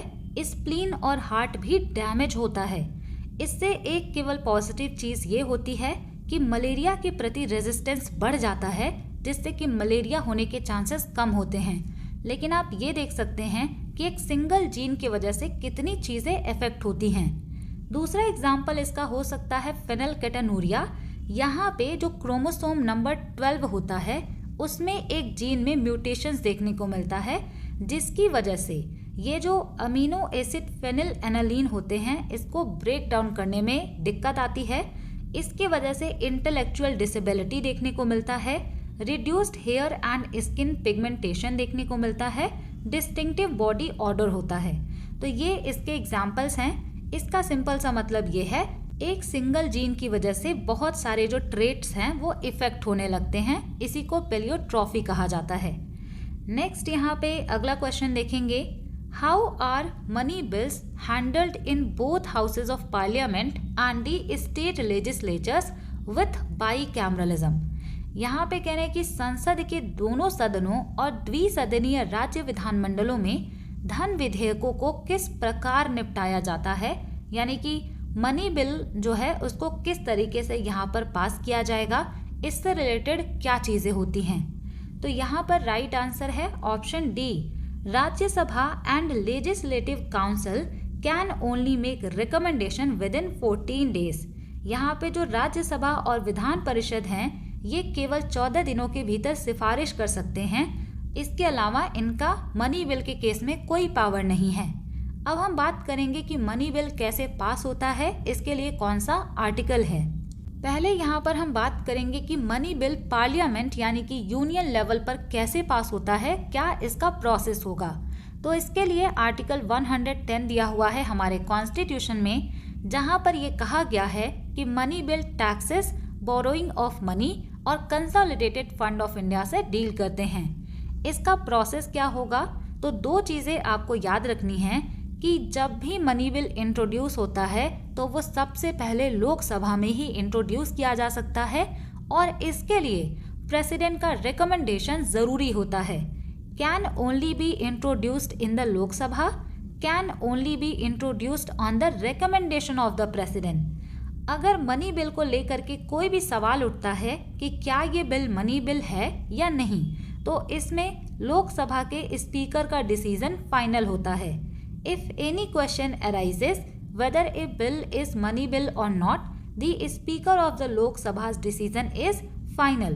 मनी बिल यहाँ पर जब भी लोकसभा में इंट्रोड्यूस होता है तो लोकसभा से पास होने के बाद ये राज्यसभा में भेजा जाता है। राज्यसभा के पास बहुत कम पावर होता है मनी बिल के केस में। 14 डेज के अंदर अंदर इनको रिस्पॉन्ड करना होता है, तो ये बिल को वापस भेज सकते हैं या फिर इस पर रिकमेंडेशन भेज सकते हैं। अगर इन्होंने बिल को रिटर्न भी कर दिया तब भी उसको ऑटोमेटिकली पास माना जाता है। तो यहाँ पर वही लिखा है, लोकसभा से राज्यसभा में जाएगा और राज्यसभा के पास बहुत कम पावर होती हैं। ये मनी बिल को रिजेक्ट नहीं कर सकते या फिर इसको अमेंड नहीं कर सकते, केवल रिकमेंडेशन दे सकते हैं और इसको 14 दिन के अंदर अंदर रिटर्न कर सकते हैं। अब इसका आउटकम क्या होगा, अगर राज्यसभा ने 14 दिन के अंदर अंदर मनी बिल को रिटर्न नहीं भी किया तब भी ये दोनों हाउसेस से पास माना जाता है और इस तरीके से जो ये रिकमेंडेशन देते हैं वो लोकसभा के द्वारा एक्सेप्ट किया जा सकता है या फिर पूरी तरीके से रिजेक्ट किया जा सकता है। यानी कि मनी बिल में जो ज़्यादा पावर है वो लोकसभा के पास है। सेकेंड पॉइंट यहाँ पर ये है, मनी बिल स्टेट लेजिस्लेचर में कैसे यहाँ पर पास होगा। सबसे पहली बात, ये बाईकैमरल स्टेट जो हैं जैसे कि यूपी, बिहार, महाराष्ट्र, कर्नाटका, आंध्र प्रदेश एंड तेलंगाना, वहाँ पर ही ये आपको देखने को मिलेगा। मनी बिल जो स्टेट लेजिस्लेचर का है इसके लिए आर्टिकल 199 है, लेकिन इसका जो प्रोसेस है वो आर्टिकल 198 में दिया हुआ है। स्टेट लेजिस्लेचर में भी सेम इसी तरीके से मनी बिल पास होता है। ये केवल और केवल लेजिस्लेटिव असेंबली में इंट्रोड्यूस किया जा सकता है, जिसको विधान सभा कहते हैं। ये केवल और केवल गवर्नर के रिकमेंडेशन पर ही इंट्रोड्यूस किया जा सकता है और कोई भी बिल मनी बिल है या नहीं, ये डिसाइड करने का काम विधानसभा के स्पीकर का होता है। यहाँ पर जो लेजिस्लेटिव काउंसिल होता है, जिसको विधान परिषद कहते हैं, इनका पावर राज्यसभा की तरह होता है। इनको भी बिल को 14 दिन के अंदर अंदर लौटाना होता है। ये इसको रिजेक्ट नहीं कर सकते, केवल अमेंडमेंट को सजेस्ट कर सकते हैं। इसका आउटकम ये होता है कि असेंबली अगर इसको रिजेक्ट भी कर देती है, तब भी ये बिल पास माना जाता है। एक यहाँ से आप ज़रूर याद रखिएगा कि जब भी मनी बिल का केस होता है तो वहाँ पर ज्वाइंट सिटिंग नहीं बुलाई जा सकती। इसके अलावा अगर कोई ऑर्डिनरी बिल है तो वहाँ पर ज्वाइंट सिटिंग बुलाई जाती है, लेकिन यहाँ पे मनी बिल के केस में ज्वाइंट सिटिंग अलाउड नहीं होता। नेक्स्ट क्वेश्चन यहाँ पर देखेंगे, question number 16। It is difficult to start motion with a heavy box and also difficult to stop it once it's moving. This exemplifies. इसके बारे में हमने फिजिक्स में ऑलरेडी पढ़ा हुआ है। क्वेश्चन यहाँ पर पूछा गया है, किसी भारी डिब्बे को गतिमान करना मुश्किल होता है और एक बार गतिमान हो जाने पर उसे रोकना भी मुश्किल होता है। यह किसका एग्जाम्पल है? ऑप्शन सी यहाँ पर राइट आंसर है। प्रॉपर्टी ऑफ इनर्शिया, यानी कि जड़त्व के नियम के कारण अगर कोई भी चीज मूव कर रहा है तो उसको रोकना मुश्किल होता है, और कोई भी चीज अगर रेस्ट में यानी कि विराम में है तो उसको मोशन कराना मुश्किल होता है। यहाँ पर अब हम बात करेंगे न्यूटन्स 3 लॉज ऑफ मोशन की, जिसको 1687 में प्रिंसिपिया में पब्लिश किया गया था। इस बुक का नाम काफ़ी बड़ा है, लेकिन आप इतना ही याद रखेंगे। फर्स्ट लॉ जो है ये है द लॉ ऑफ इनर्शिया, यानी कि जड़त्व का नियम। इसमें यह कहा गया था कि कोई भी ऑब्जेक्ट अगर रेस्ट में है तो वो रेस्ट में रहना चाहेगा। कोई भी ऑब्जेक्ट अगर मूव कर रहा है तो वो कंटिन्यूअसली मूव करना चाहेगा जब तक आप एक्सटर्नल फोर्स ना लगाए। यानी कोई भी चीज़ मोशन कर रहा है तो उसको रोकने के लिए आपको एक्सटर्नल फोर्स लगाना पड़ेगा। कोई भी चीज़ रेस्ट में है तो उसको मोशन कराने के लिए भी फोर्स लगाना पड़ता है। इनर्शिया जो है ये एक इनहेरेंट प्रॉपर्टी होता है किसी भी ऑब्जेक्ट का। ये अपने स्टेट चेंज को रेजिस्ट करते हैं। अगर आप किसी भी ऑब्जेक्ट के स्टेट ऑफ मोशन को चेंज करते हैं तो वो उसका विरोध करता है। इसी को हम इनर्शिया कहते हैं। मास और इनर्शिया एक दूसरे के डायरेक्टली प्रोपोर्शनल होते हैं। इसका मतलब ये है कि larger the mass is equal to greater inertia. किसी भी ऑब्जेक्ट का मास जितना ज़्यादा होगा उसके स्टेट ऑफ मोशन को चेंज करने में आपको उतना ही डिफिकल्टी आएगा। और इसी पे देखिए क्वेश्चन पूछा हुआ है कि अगर हैवी बॉक्स है और वो रेस्ट में है तो उसको मोशन कराना डिफ़िकल्ट होता है, और अगर कोई हैवी चीज़ मूव करता है तो उसको स्टॉप करना मुश्किल होता है, क्योंकि जो इनर्शिया है वो इसका विरोध करता है। ये है न्यूटन का first law of motion. Second law यहाँ पे बात करता है द लॉ ऑफ एक्सेलरेशन, यानी त्वरण के बारे में यहाँ पर बताता है। The rate of change of momentum of an object is directly proportional to the applied force and takes place in the direction in which the force acts। इसका मतलब ये है कि rate of change of momentum किसी भी object का उस पर अप्लाई किए गए फोर्स के डायरेक्टली प्रोपोर्शनल होता है, और ये उसी डायरेक्शन में होगा जिस डायरेक्शन में फोर्स काम करता है। इसको हम F is equal to ma से रिप्रेजेंट करते हैं, जहाँ पर F है जो फोर्स अप्लाई किया गया, m होता है mass of the object, a होता है एक्सेलरेशन जो प्रोड्यूस हुआ। यहाँ से ये चीज़ आप स्टार मार्क कर लीजिएगा। For a constant mass if U double the force U double the acceleration. अगर यहाँ पर मास कांस्टेंट है, आपने फोर्स को डबल किया तो इसका मतलब है आपने एक्सेलरेशन को भी डबल कर दिया। If you double the mass, you need double the force to achieve the same acceleration। अगर आपने मास को डबल किया है तो फोर्स भी डबल करना होगा, तभी आपको सेम एक्सेलरेशन मिलेगा। इसका एग्जाम्पल क्या है? It is easier to push an empty shopping cart than a full one because the full one has more mass। यहाँ पे कहने कि कोई भी अगर खाली बॉक्स होता है तो उसको पुश करना आसान है, जो फुल होता है यानी कि जो बॉक्स भरा हुआ है उसको पुश करना डिफिकल्ट होता है क्योंकि उसका मास ज़्यादा होता है। यहाँ से हम थर्ड लॉ ऑफ मोशन की बात करेंगे। ये होता है the law of action and reaction. For every action there is an equal and opposite reaction. जो भी एक्शन किया जाता है उसके इक्वल अपोजिट डायरेक्शन में रिएक्शन भी देखने को मिलता है। एक्शन रिएक्शन पेयर्स की बात करें, ये जो फोर्सेस होते हैं ये हमेशा पेयर में होते हैं और दो डिफरेंट बॉडीज पर काम करते हैं। They never cancel each other out. दोनों फोर्सेस जो एक्शन और रिएक्शन वाला होता है ये एक दूसरे को कैंसिल नहीं करते। अगर आपसे पूछा जाए कि डायरेक्शन इसका क्या होता है तो फोर्स इक्वल होता है मैग्नीट्यूड में, लेकिन डायरेक्शन अपोजिट होगा। इसका एग्जाम्पल यहाँ पे होता है रिकॉइल ऑफ ए गन। ये याद रखिएगा, एग्जाम में पूछा हुआ है। जब भी कोई बुलेट फायर किया गया तो ये हो गया एक्शन। जब भी बुलेट फायर करने के बाद गन थोड़ा सा पीछे की तरफ हिट करता है उसको हम कहते हैं रिएक्शन। रॉकेट प्रोपल्सन में भी आपको ये देखने को मिलेगा कि इंजन जो है ये गैसेस को नीचे की तरफ में काफ़ी ज़्यादा पुश करता है, तो ये रॉकेट क्या है ऊपर की तरफ जाता है। तो ये तीसरे लॉ पर बेस्ड है। नेक्स्ट क्वेश्चन यहाँ पर हम देखेंगे, question number 17। The Bharatiya Nyaya Sanhita 2023 consolidates and amends provision related to which branch of law. ये क्वेश्चन हमने जहाँ पे वीडियो किया है उसमें भी किया है। यहाँ पर आपसे पूछा गया है भारतीय न्याय संहिता 2023 कानून की किस शाखा से संबंधित प्रावधानों को समेकित और संशोधित करता है। यहाँ पर राइट आंसर हो जाएगा ऑप्शन बी, ये अमेंड करता है क्रिमिनल सब्सटेंटिव लॉ को। मैंने आपको क्लास में ही बताया था कि लॉ दो टाइप्स के हो सकते हैं, एक यहाँ पे होता है सब्सटेंटिव लॉ और एक यहाँ पर हो जाता है प्रोसीजरल लॉ।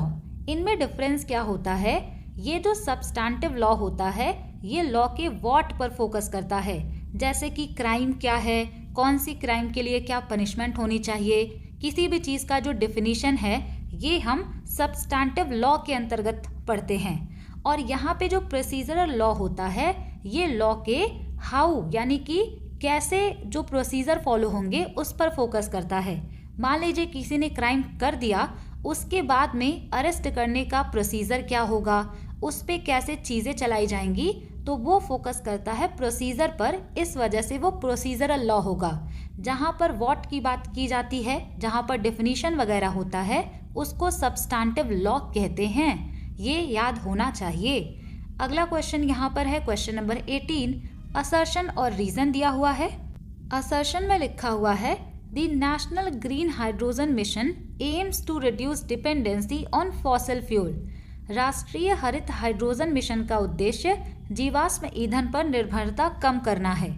रीजन यहाँ पे बताया गया है it is implemented by ministry of environment, forest and climate change. तो यहाँ पर राइट आंसर हो जाएगा ऑप्शन सी। असर्शन यहाँ पर बिल्कुल सही दिया हुआ है, लेकिन रीजन गलत है क्योंकि इसको जो है इम्प्लीमेंट किया जा रहा है ministry of new and renewable energy के द्वारा। तो ये आप यहाँ से ध्यान रखेंगे। यहाँ पर अब हम बात करेंगे कि ये जो नेशनल ग्रीन हाइड्रोजन मिशन है इसको कब और क्यों स्टार्ट किया गया। ये जो नेशनल ग्रीन हाइड्रोजन मिशन है ये एक फ्लैगशिप इनिशिएटिव है गवर्नमेंट ऑफ इंडिया का, जिसको जनवरी 2023 में लॉन्च किया गया था ताकि इंडिया को ग्रीन हाइड्रोजन के प्रोडक्शन, यूसेज एंड एक्सपोर्ट में ग्लोबल लीडर बनाया जा सके।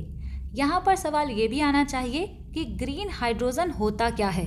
तो इसका सिंपल सा मतलब ये है कि जब भी हम हाइड्रोजन को प्रोड्यूस करते हैं बिना एनवायरनमेंट में पॉल्यूशन क्रिएट किए हुए, तो उसको ग्रीन हाइड्रोजन कहते हैं। यहाँ पर ये जो मिशन है इसमें कुछ गोल सेट किया गया है जिसको 2030 तक अचीव करना है, तो इस वजह से ये इम्पॉर्टेंट है। यहाँ पे प्रोडक्शन कैपेसिटी को इंक्रीज करने की बात हुई है। यहाँ पर कहा गया है कि एटलीस्ट 5 MMT यानी कि 5 million metric tonne green hydrogen का प्रोडक्शन करेगा इंडिया हर साल 2030 तक। रिन्यूएबल एनर्जी में ये कहा गया कि हम जो है 125 गीगावाट रिन्यूएबल एनर्जी कैपेसिटी को जो है ऐड करेंगे हाइड्रोजन प्रोडक्शन के लिए। यहाँ पर यह भी कहा गया है कि 8 लाख करोड़ से भी ज़्यादा का टोटल इन्वेस्टमेंट किया जाएगा ग्रीन हाइड्रोजन के प्रोडक्शन के लिए, जिससे कि 6 लाख से भी ज़्यादा जॉब क्रिएट होंगी। इन्वायरमेंट पर इससे क्या इम्पैक्ट होगा, तो इससे जो है 50 बिलियन मीट्रिक टन का हर साल कार्बन इमिशन कम होगा। इससे यहाँ पर एक फ़ायदा और होने वाला है, फॉसल फ्यूल इंडिया के द्वारा जो इम्पोर्ट किया जाता है वो इम्पोर्ट नहीं करना पड़ेगा, जिससे कि 1 लाख करोड़ रुपीस की बचत होगी। तो ये 2030 तक कुछ गोल सेट किए गए हैं। इसी के अंतर्गत एक साइट प्रोग्राम है जिससे आगे क्वेश्चन बन सकते हैं। साइट की अगर हम बात करें तो इसका फुल फॉर्म है the strategic intervention for green hydrogen transition. ये एक फाइनेंशियल सब कंपोनेंट है इस मिशन का, जिसके लिए इस मिशन का 90% से भी ज़्यादा पैसा इसी में जाएगा। इसके लिए बजट है 17,490 crore. It acts like a PLI production linked incentive की तरह ये काम करेगा और इसके 2 मेन पार्ट हैं।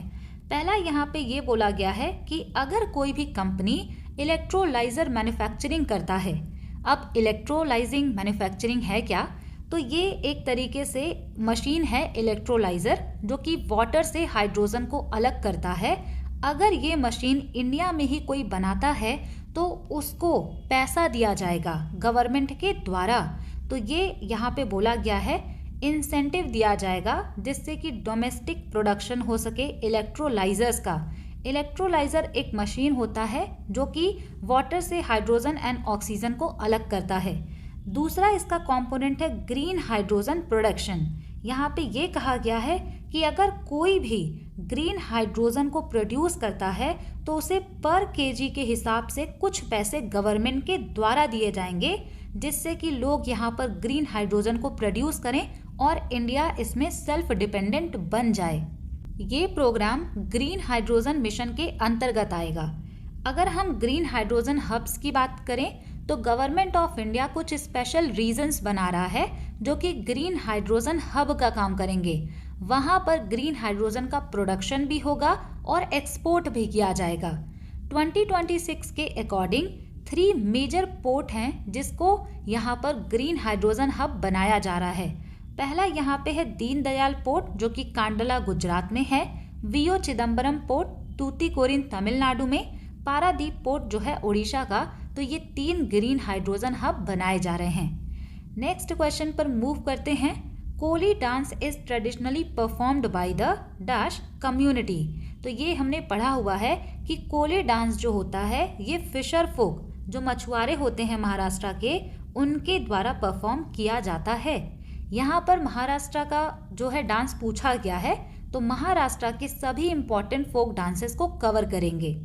पहला यहाँ पे मैंने कोली डांस ही लिखा हुआ है जो कि क्वेश्चन में पूछा हुआ है। It is performed by the Koli, जो फिशिंग कम्युनिटी होता है उसके द्वारा परफॉर्म किया जाता है। यहाँ पे थीम क्या होता है, तो ये सी में जब फिशिंग किया जाता है किस तरीके से जाल बिछाया जाता है, किस तरीके से वेव्स आती हैं, उन सभी को दिखाया जाता है। अगर हम अटायर की बात करें तो मेन जो होते हैं वो कोली टोपी यानी कि एक हैट पहनते हैं, विमेन जो होती हैं वो कोली साड़ीज पहनती हैं और कॉस्ट्यूम जो है बीड और सीक्वेंस उसमें लगा होता है। म्यूजिक यहाँ पे हाई लेवल के एनर्जी मूवमेंट होते हैं जहाँ पर ढोल ताशा और झांझ बजाए जाते हैं। नेक्स्ट यहाँ पे लावनी डांस भी बहुत इंपॉर्टेंट है। ये डराइव किया गया है लावण्या से। लावण्या का मतलब होता है ब्यूटी या फिर चार्म। इसका सिग्निफिकेंस क्या है, तो ये एक ट्रेडिशनल स्टेट डांस है महाराष्ट्र का जिसके द्वारा सोशल इश्यूज यानी कि सामाजिक मुद्दे को एक्सप्रेस किया जाता है। इसके अटायर की बात करेंगे तो लावनी डांस में जो वुमेन है वो 9 यार्ड की नौवारी साड़ी पहनती हैं। हिस्ट्री की बात करेंगे तो इसको रॉयल पैट्रोनेज दिया गया था पेशवा के टाइम पर। और अगर लावनी डांस से रिलेटेड आपसे फिगर पूछा जाएगा तो इम्पॉर्टेंट है यहाँ पर होनाजी बाला, विथाबाई भाऊ मांग, ये आप याद रख लीजिएगा। थर्ड यहाँ पे आता है धनगरी गाजा डांस। ये परफॉर्म किया जाता है धनगर यानी कि शेफर्ड कम्युनिटी के द्वारा जो सोलापुर से रिलेटेड होते हैं। इसका पर्पस क्या होता है, to appease their lord and glorify the birth of lord Biruba. तो ये अपने भगवान को खुश करते हैं और लॉर्ड बिरुबा के जन्म को यहाँ पर ग्लोरीफाई किया जाता है। डांसर्स यहाँ पे वाइब्रेंट क्लॉथ्स पहनते हैं, ड्रम के बीट्स पर मूवमेंट होता है और यहाँ पर रिसाइटेशन किया जाता है ओवीज का, जो कि पोएम्स होते हैं, नेचर से इंस्पायर्ड होते हैं। फोर्थ यहाँ पे डांस है पोवाड़ा डांस, जिसको कि मराठी बैलेड कहा जाता है। यहाँ पे मराठा एम्पायर को ग्लोरीफाई किया जाता है और जो छत्रपति शिवाजी महाराज हैं उनसे रिलेटेड चीज़ों को यहाँ पर ग्लोरीफाई करते हैं। इसके हिस्ट्री की बात करेंगे तो महात्मा ज्योतिराव फुले ने पहला मॉडर्न एरा पोवाड़ा जो है उसको लिखा था और हिस्टोरिकल वर्क यहाँ पे है अग्निदास का अफजल कांचा वध, जो कि 1659 में लिखा गया। तमाशा डांस जो है ये भी महाराष्ट्र का ही फोक डांस है। ये डिराइव किया गया है संस्कृत ड्रामा प्रहसन या फिर भाना से। स्ट्रक्चर की बात करेंगे तो इसमें 2 सेक्शन होता है, एक यहाँ पे फोक ड्रामा होता है, दूसरा यहाँ पे फोक डांस होता है। ये ड्रामेटिक सॉन्ग के साथ में शुरू होता है और इसको गोलान सीक्वेंस के द्वारा फॉलो किया जाता है। कम्युनिटी यहाँ पर इम्पोर्टेंट है। तमाशा डांस जो है ये कोल्हटी और महर कम्युनिटी से रिलेटेड होता है और यहाँ पर पोइट्री होती है जो कि शहरीज के द्वारा कंपोज होता है। लावनी जो है ये तमाशा का एक कोर फीचर है। इसमें जो भी थीम्स होते हैं वो रामायण और महाभारत से इंस्पायर्ड होते हैं। लेजिम डांस जो है ये गणेश चतुर्थी के टाइम पर किया जाता है, ये भी ऑलरेडी पूछे जाते हैं। दिंडी डांस की बात करें तो इसको एकादशी पर परफॉर्म किया जाता है, लॉर्ड कृष्णा के प्रति अपनी भक्ति को दिखाया जाता है। डांसर्स यहाँ पर जियोमेट्रिक पैटर्न्स पर मूव करते हैं और ये फ्लैग लिए रहते हैं जिस पर सन या फिर लॉर्ड हनुमान बने होते हैं, तो ये यहाँ से इम्पोर्टेंट बन सकता है। नेक्स्ट यहाँ पे आता है गोंधोल डांस। ये एक रिचुअलिस्टिक सॉन्ग एंड डांस है जिसमें वेरियस हिंदू डिटीज को एड्रेस किया जाता है। हिस्ट्री की अगर हम बात करेंगे तो एक प्राचीन कथा है जहाँ पे परशुराम ने डेमन वृत्तासुर को हराया था, तो उसी से रिलेटेड ये डांस है। 9th नंबर का यहाँ पर डांस हो जाएगा झाकड़ी डांस, जो कि कोल्हापुर, सतारा, सांगली और सोलापुर में फेस्टिवल है। इसको गणेश चतुर्थी और गुड़ी पाड़वा के टाइम पर परफॉर्म करते हैं। वुमेन यहाँ पे सर्कल या सेमी सर्कल बनाते हुए रिदमिक क्लैपिंग करती हैं। म्यूजिक यहाँ पे जो है ढोलकी, मंजीरा और टुनटुना बजाया जाता है। लास्ट यहाँ पे फोक डांस है तरफा नृत्य। ये एक मीडियम होता है अपनी भक्ति और स्टोरी टेलिंग का, जहाँ पर आपको Mahabharata, Ramayana and local legends देखने को मिलेंगे। परफॉर्मेंस की बात करें तो काफ़ी इंट्रिकेट फुटवर्क यहाँ पर देखने को मिलता है। मुद्रास यानी कि हैंड जेस्चर्स बनाए जाते हैं और फेशियल एक्सप्रेशन भी। यहाँ पर क्लासिकल इंस्ट्रूमेंट का यूज़ किया जाता है जैसे कि सितार, तबला एंड मृदंगम। नेक्स्ट यहाँ पे है क्वेश्चन नंबर 20। इससे रिलेटेड पूरा डिटेल हमने क्वेश्चन किया है पिछली वाली क्लास में। वहाँ पर मैंने आपको ग्लोबल एनर्जी ट्रांजिशन इंडेक्स के बारे में सभी चीज़ें बताई थी और कहा था कि आप याद रखिएगा कि इसको किसके द्वारा रिलीज किया जाता है। The global energy transition index 2025 is released by which international organisation. Global energy transition index किसके द्वारा रिलीज किया गया? तो राइट आंसर हो जाएगा option C, world economic forum के द्वारा। अगर आप क्लास को देख रहे हैं तो मुझे कमेंट में इसका आंसर दीजिएगा कि इसमें इंडिया का रैंक क्या है 2025 में। मैंने आपको पढ़ाया है पिछली क्लास में ही। Question number 21, which of the following is correctly classified as a consumer goods industry. निम्नलिखित में से किसे उपभोक्ता वस्तु उद्योग के रूप में सही ढंग से वर्गीकृत किया गया है? तो राइट आंसर यहाँ पे हो जाएगा ऑप्शन सी, ये कंज्यूमर गुड है टूथपेस्ट, यहाँ पे राइट आंसर हो जाएगा। नेक्स्ट क्वेश्चन है, article 246A gives power to both parliament and state to make laws on. अनुच्छेद 264A संसद और राज्य दोनों को किस विषय पर कानून बनाने की शक्ति देता है? राइट आंसर यहाँ पर हो जाएगा option B, taxation of goods and services को यहाँ पर अलाउ किया जाता है। अलग से इसको याद रखना है। Question number 23, which newly designated Ramsar site is recognised for hosting the largest population of sarus crane in India. भारत में सारस क्रेन की सबसे बड़ी आबादी की मेजबानी के लिए किस नवनामित रामसर साइट को मान्यता दी गई? तो राइट आंसर है ऑप्शन ए, सरसई नवर वेटलैंड जो कि यूपी में है, इसको यहाँ पर दर्जा दिया गया है। यहाँ से आपके लिए सेकेंड क्वेश्चन है, इंडिया में कितने रामसर साइट हैं ये आपको कमेंट करके बताना है। रिसेंट में 2 रामसर साइट ऐड किए गए थे, इस पर मैंने डेडिकेटेड शॉर्ट्स भी बनाया है, वहाँ पर हमने डिटेल में बात की है। उनका नाम आप कमेंट सेक्शन में बताइएगा, जिससे कि मुझे भी पता चले कि आप इन क्लासेस को देखते हैं या फिर नहीं। नेक्स्ट क्वेश्चन है, oxygen concentration in earth's atmosphere is रफली। पृथ्वी के वायुमंडल में ऑक्सीजन की सांद्रता लगभग कितने प्रतिशत है? तो राइट आंसर यहाँ पे हो जाएगा ऑप्शन बी, 21%। यहाँ से अगर आपसे पूछा जाए तो नाइट्रोजन का 78% हो जाएगा, आर्गन आपसे अगर पूछा जाए तो 0.93% हो जाएगा। इसके अलावा कार्बन डाइऑक्साइड जो है 0.04% हो जाएगा। लास्ट क्वेश्चन यहाँ पर है, इससे रिलेटेड चीज़ें हम देखेंगे, फिर उसके बाद करंट अफेयर्स पढ़ेंगे। क्वेश्चन नंबर 25 में पूछा गया है, consider the following statement, supreme court can transfer cases from one high court to another. Supreme court एक हाई कोर्ट से दूसरे हाई कोर्ट में केसेस को ट्रांसफर कर सकता है।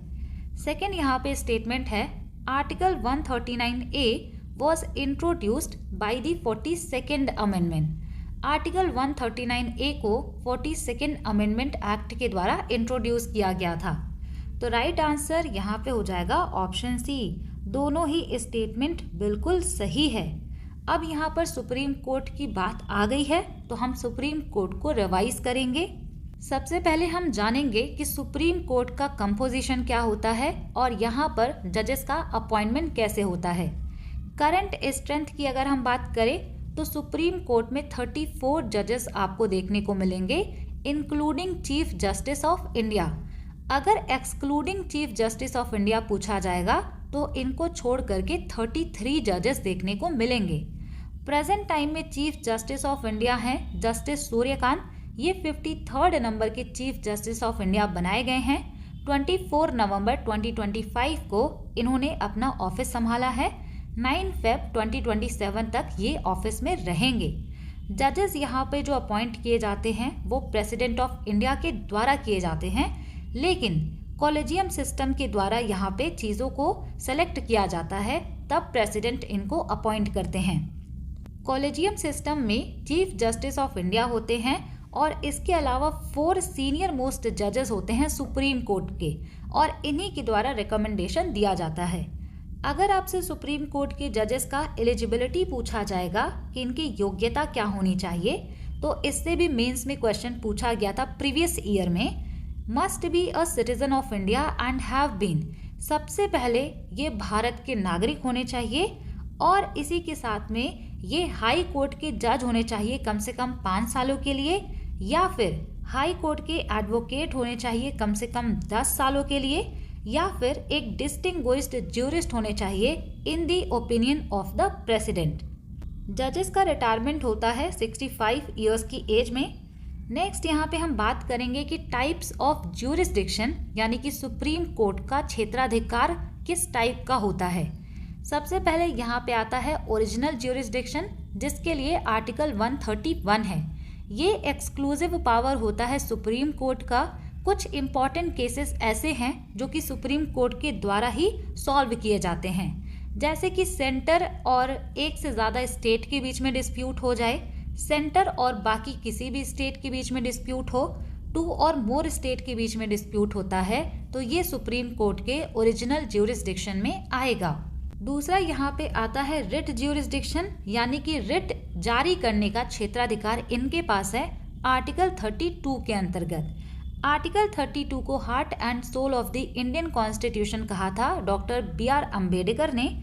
सिटीजन का अगर फंडामेंटल राइट वायलेट होता है तो वो सुप्रीम कोर्ट में जा सकते हैं, जिससे कि सुप्रीम कोर्ट रिट इशू करेगा habeas corpus, mandamus, prohibition, quo warranto and सर्शियोरारी।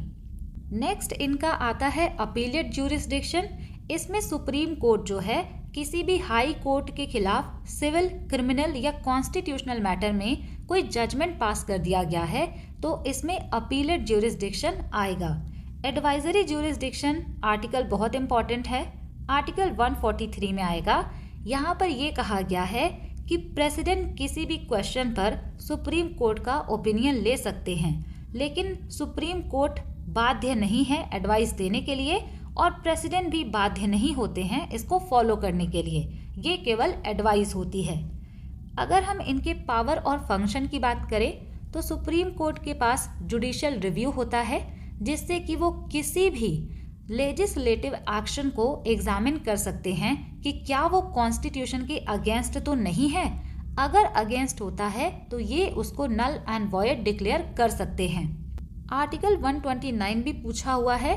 इसमें कहा गया है supreme court is a court of record. Supreme court के द्वारा अगर कोई भी डिसीजन लिए जाते हैं तो उनको एक तरीके से रिकॉर्ड करके रखा जाता है, जिससे कि आगे के केसेस में उसके द्वारा रेफरेंस लिया जा सके।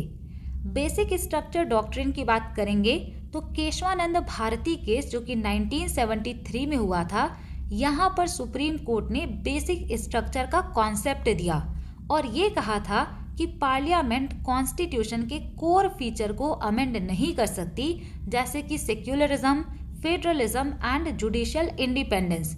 इसको जो है कॉन्स्टिट्यूशन में डिफाइन नहीं किया गया है, लेकिन बेसिक स्ट्रक्चर 1973 में बताया गया। एक चीज ये भी है कि रिटायर्ड जजेस जो होते हैं ये किसी भी कोर्ट में प्लीड नहीं कर सकते आफ्टर रिटायरमेंट। इसके अलावा यहाँ पर आर्टिकल भी आप ध्यान में रख सकते हैं। आर्टिकल 124 बात करता है एस्टैब्लिशमेंट ऑफ सुप्रीम कोर्ट की। यहाँ के जो जजेस हैं उनका salary, allowances, condition of service क्या होगा, ये आर्टिकल 125 में दिया गया है। यहाँ से अगर आप किसी भी एग्जाम के लिए प्रिपेयर कर रहे हैं तो आर्टिकल 127 को याद रखिएगा। यहाँ पर एडहॉक जजेस को अपॉइंटमेंट करने की बात की गई है। 4 एडहॉक जजेस को अपॉइंट किया गया है, तो इस वजह से ये इम्पोर्टेंट हो सकता है। आर्टिकल 129 में लिखा गया है supreme court to be a court of record. Article 130 बात करता है seat of the supreme court की। सुप्रीम कोर्ट जो है ये न्यू दिल्ली में है, पर अगर चीफ जस्टिस ऑफ इंडिया चाहते हैं तो प्रेसिडेंट से कंसल्ट करके ये कहीं और भी हो सकता है। ये क्वेश्चन भी पूछा हुआ है। इसके अलावा यहाँ से आप याद रखेंगे आर्टिकल 141 जो है, यहाँ पे कहा गया है कि अगर सुप्रीम कोर्ट कोई भी यहाँ पे डिसीजन देता है, कोई लॉ डिक्लेयर करता है, तो वो सभी कोर्ट को मानना पड़ेगा, ये बाइंडिंग है। आर्टिकल 143 में एडवाइजरी ज्यूरिसडिक्शन है। यहाँ से कुछ आर्टिकल इंपॉर्टेंट हैं। तो यहाँ पर हमने 25 MCQs कंप्लीट किए हैं। अब हम 5 करंट अफेयर्स को भी रिवाइज करेंगे। करंट अफेयर्स में सबसे पहला करंट अफेयर्स आपको याद रखना है वर्ल्ड एड्स डे के बारे में। वर्ल्ड एड्स डे को 1 दिसंबर को मनाया जाता है। 2025 का थीम रखा गया है overcoming disruption transforming the AIDS response. AIDS का फुल फॉर्म होता है एक्वायर्ड इम्यूनोडेफिशिएंसी सिंड्रोम और ये HIV जो वायरस है उसकी वजह से होता है। सेकेंड यहाँ पे आपको याद रखना है India's first zero emission electric tug project जो है इसको अनवील किया गया है सर्बानंद सोनोवाल के द्वारा, जो कि ministry of port, shipping and waterways के मिनिस्टर हैं। यहाँ पर ये टारगेट रखा गया है कि 50 ऑल इलेक्ट्रिक ग्रीन टग को 2030 तक दीनदयाल पोर्ट अथॉरिटी पर डिप्लॉय कर दिया जाएगा, जो कि कांडला में है। अब ये टग होता क्या है, यहाँ पे आप देख सकते हैं एक छोटा सा स्मॉल और पावरफुल बोट होता है जिसका यूज करके हम बड़े बड़े शिप्स का हेल्प करते हैं। जैसे कि कोई शिप आती है तो वो अपने साइज में बड़ी होने की वजह से पोर्ट पर सही से खड़ी नहीं हो पाती, तो उनको एक तरीके से ये गाइड करते हैं, डायरेक्शन देते हैं और उनको खींच करके ले जाने में भी हेल्प करते हैं। तो इसी को टग कहा जाता है। ये जो टग होते हैं ये काफी ज्यादा पावरफुल होते हैं और इनसे पोल्यूशन भी होता है और इनसे आने वाला जो नॉइज होता है इससे पानी के अंदर जो एनिमल्स होते हैं उनको प्रॉब्लम होती है। तो यहाँ पर यही कहा गया कि हम 50 ग्रीन टग को 2030 तक यहाँ पर डिप्लॉय कर देंगे, जिससे कि यहाँ पे इमिशन भी कम हो और जो भी एक्वेटिक एनिमल हैं उनको नॉइस की वजह से प्रॉब्लम ना हो। यहाँ पे ये भी आप जान लीजिए कि ये जो इनिशिएटिव लिया गया है ये ग्रीन टग ट्रांजिशन प्रोग्राम का पार्ट है, जहां पर 2030 तक का टारगेट रखा हुआ है। 16 जो टग होंगे वो पहले फेज में डिप्लॉय किया जाएगा। पहला फेज इसका 2024 से 27 तक होगा। यहाँ पर ये जो ministry of port shipping and waterways है, इन्होंने Aitareya shipyard, Kongsberg maritime and replay group के साथ में पार्टनरशिप किया है। तो यहाँ से आपको इसका नाम केवल याद रखना है क्योंकि यही जो है इस टग का कंस्ट्रक्शन का काम कर रहे हैं। तो पूछा जा सकता है कि किस शिपयार्ड के द्वारा बनाया जा रहा है, तो एत्रेय शिपयार्ड के द्वारा इनको बनाया जा रहा है।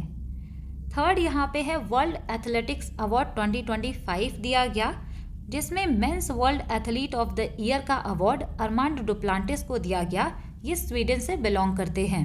Women's world athlete of the year का award Sydney McLaughlin Levrone को दिया गया, जो कि यूएसए से बिलोंग करती हैं। फोर्थ आपसे ये पूछा जा सकता है the one cricket my life and more किसकी ऑटोबायोग्राफी है, तो ये शिखर धवन की ऑटोबायोग्राफी है। इसमें को अथर हो जाएंगे चंद्रेश नारायणन एंड नमिता काला। फिफ्थ यहाँ पे है WSF स्क्वॉश वर्ल्ड कप 2025। तो इंडिया ने हिस्ट्री क्रिएट कर दिया है क्योंकि इंडिया ने पहली बार स्क्वॉश वर्ल्ड कप 2025 को जीत लिया है। इंडिया को गोल्ड मेडल मिला है। हांगकांग यहाँ पर रनर अप रहा है तो उनको सिल्वर मेडल मिला है। थर्ड प्लेस पे यहाँ पर इजिप्ट एंड जापान हैं, जिनको कि ज्वाइंटली ब्रॉन्ज मेडल दिया गया। होस्ट किसने किया था, तो चेन्नई में होस्ट किया गया इंडिया के द्वारा। इंडिया ने इसको होस्ट किया है और पहली बार इंडिया ने इसको जीता है। ये और भी इम्पोर्टेंट हो जाता है क्योंकि इंडिया जो है फोर्थ नेशन है पूरी हिस्ट्री में जिसने ये टाइटल जीता है, ऑस्ट्रेलिया, इंग्लैंड एंड इजिप्ट के बाद। और ये पहली एशियन कंट्री बन गया है स्क्वॉश वर्ल्ड कप 2025 जीतने वाला। तो इसी वजह से ये काफ़ी ज़्यादा इम्पोर्टेंट है। आगे के एग्जाम में डेफिनेटली क्वेश्चन इस पर देखने को मिलेगा। यहाँ से एक चीज़ आप ये भी याद रखेंगे कि अनाहत सिंह जो हैं वो स्क्वॉश से रिलेटेड हैं। ये क्वेश्चन भी PYQ में पूछा हुआ है। ये है आज की क्लास जहाँ पे हमने 25 MCQs काफ़ी डिटेल में किया, 5 करंट अफेयर्स भी रिवाइज किया और यहाँ पे हम जितने भी क्वेश्चंस कर रहे हैं, जो भी एक्स्ट्रा पॉइंट देख रहे हैं, ये PYQ बेस्ड हैं या फिर आगे के एग्जाम में पूछे जा सकते हैं। क्योंकि अब जो है एग्जाम में डिटेल क्वेश्चन पूछा जाएगा तो डिटेल में ही हम चीज़ें कर रहे हैं, भले ही क्लास थोड़ी सी लंबी क्यों ना हो। अगर आपने इस क्लास को लास्ट तक देखा है तो मुझे कमेंट सेक्शन में ज़रूर बताइएगा कि इस क्लास से आपको क्या चीज़ें सीखने को मिली और ये क्लास आपको अच्छी लगी या नहीं। अगर अच्छी लगी होगी तो इसको हाइप ज़रूर कर दीजिएगा। Thanks for watching, stay tuned, keep learning, keep working hard.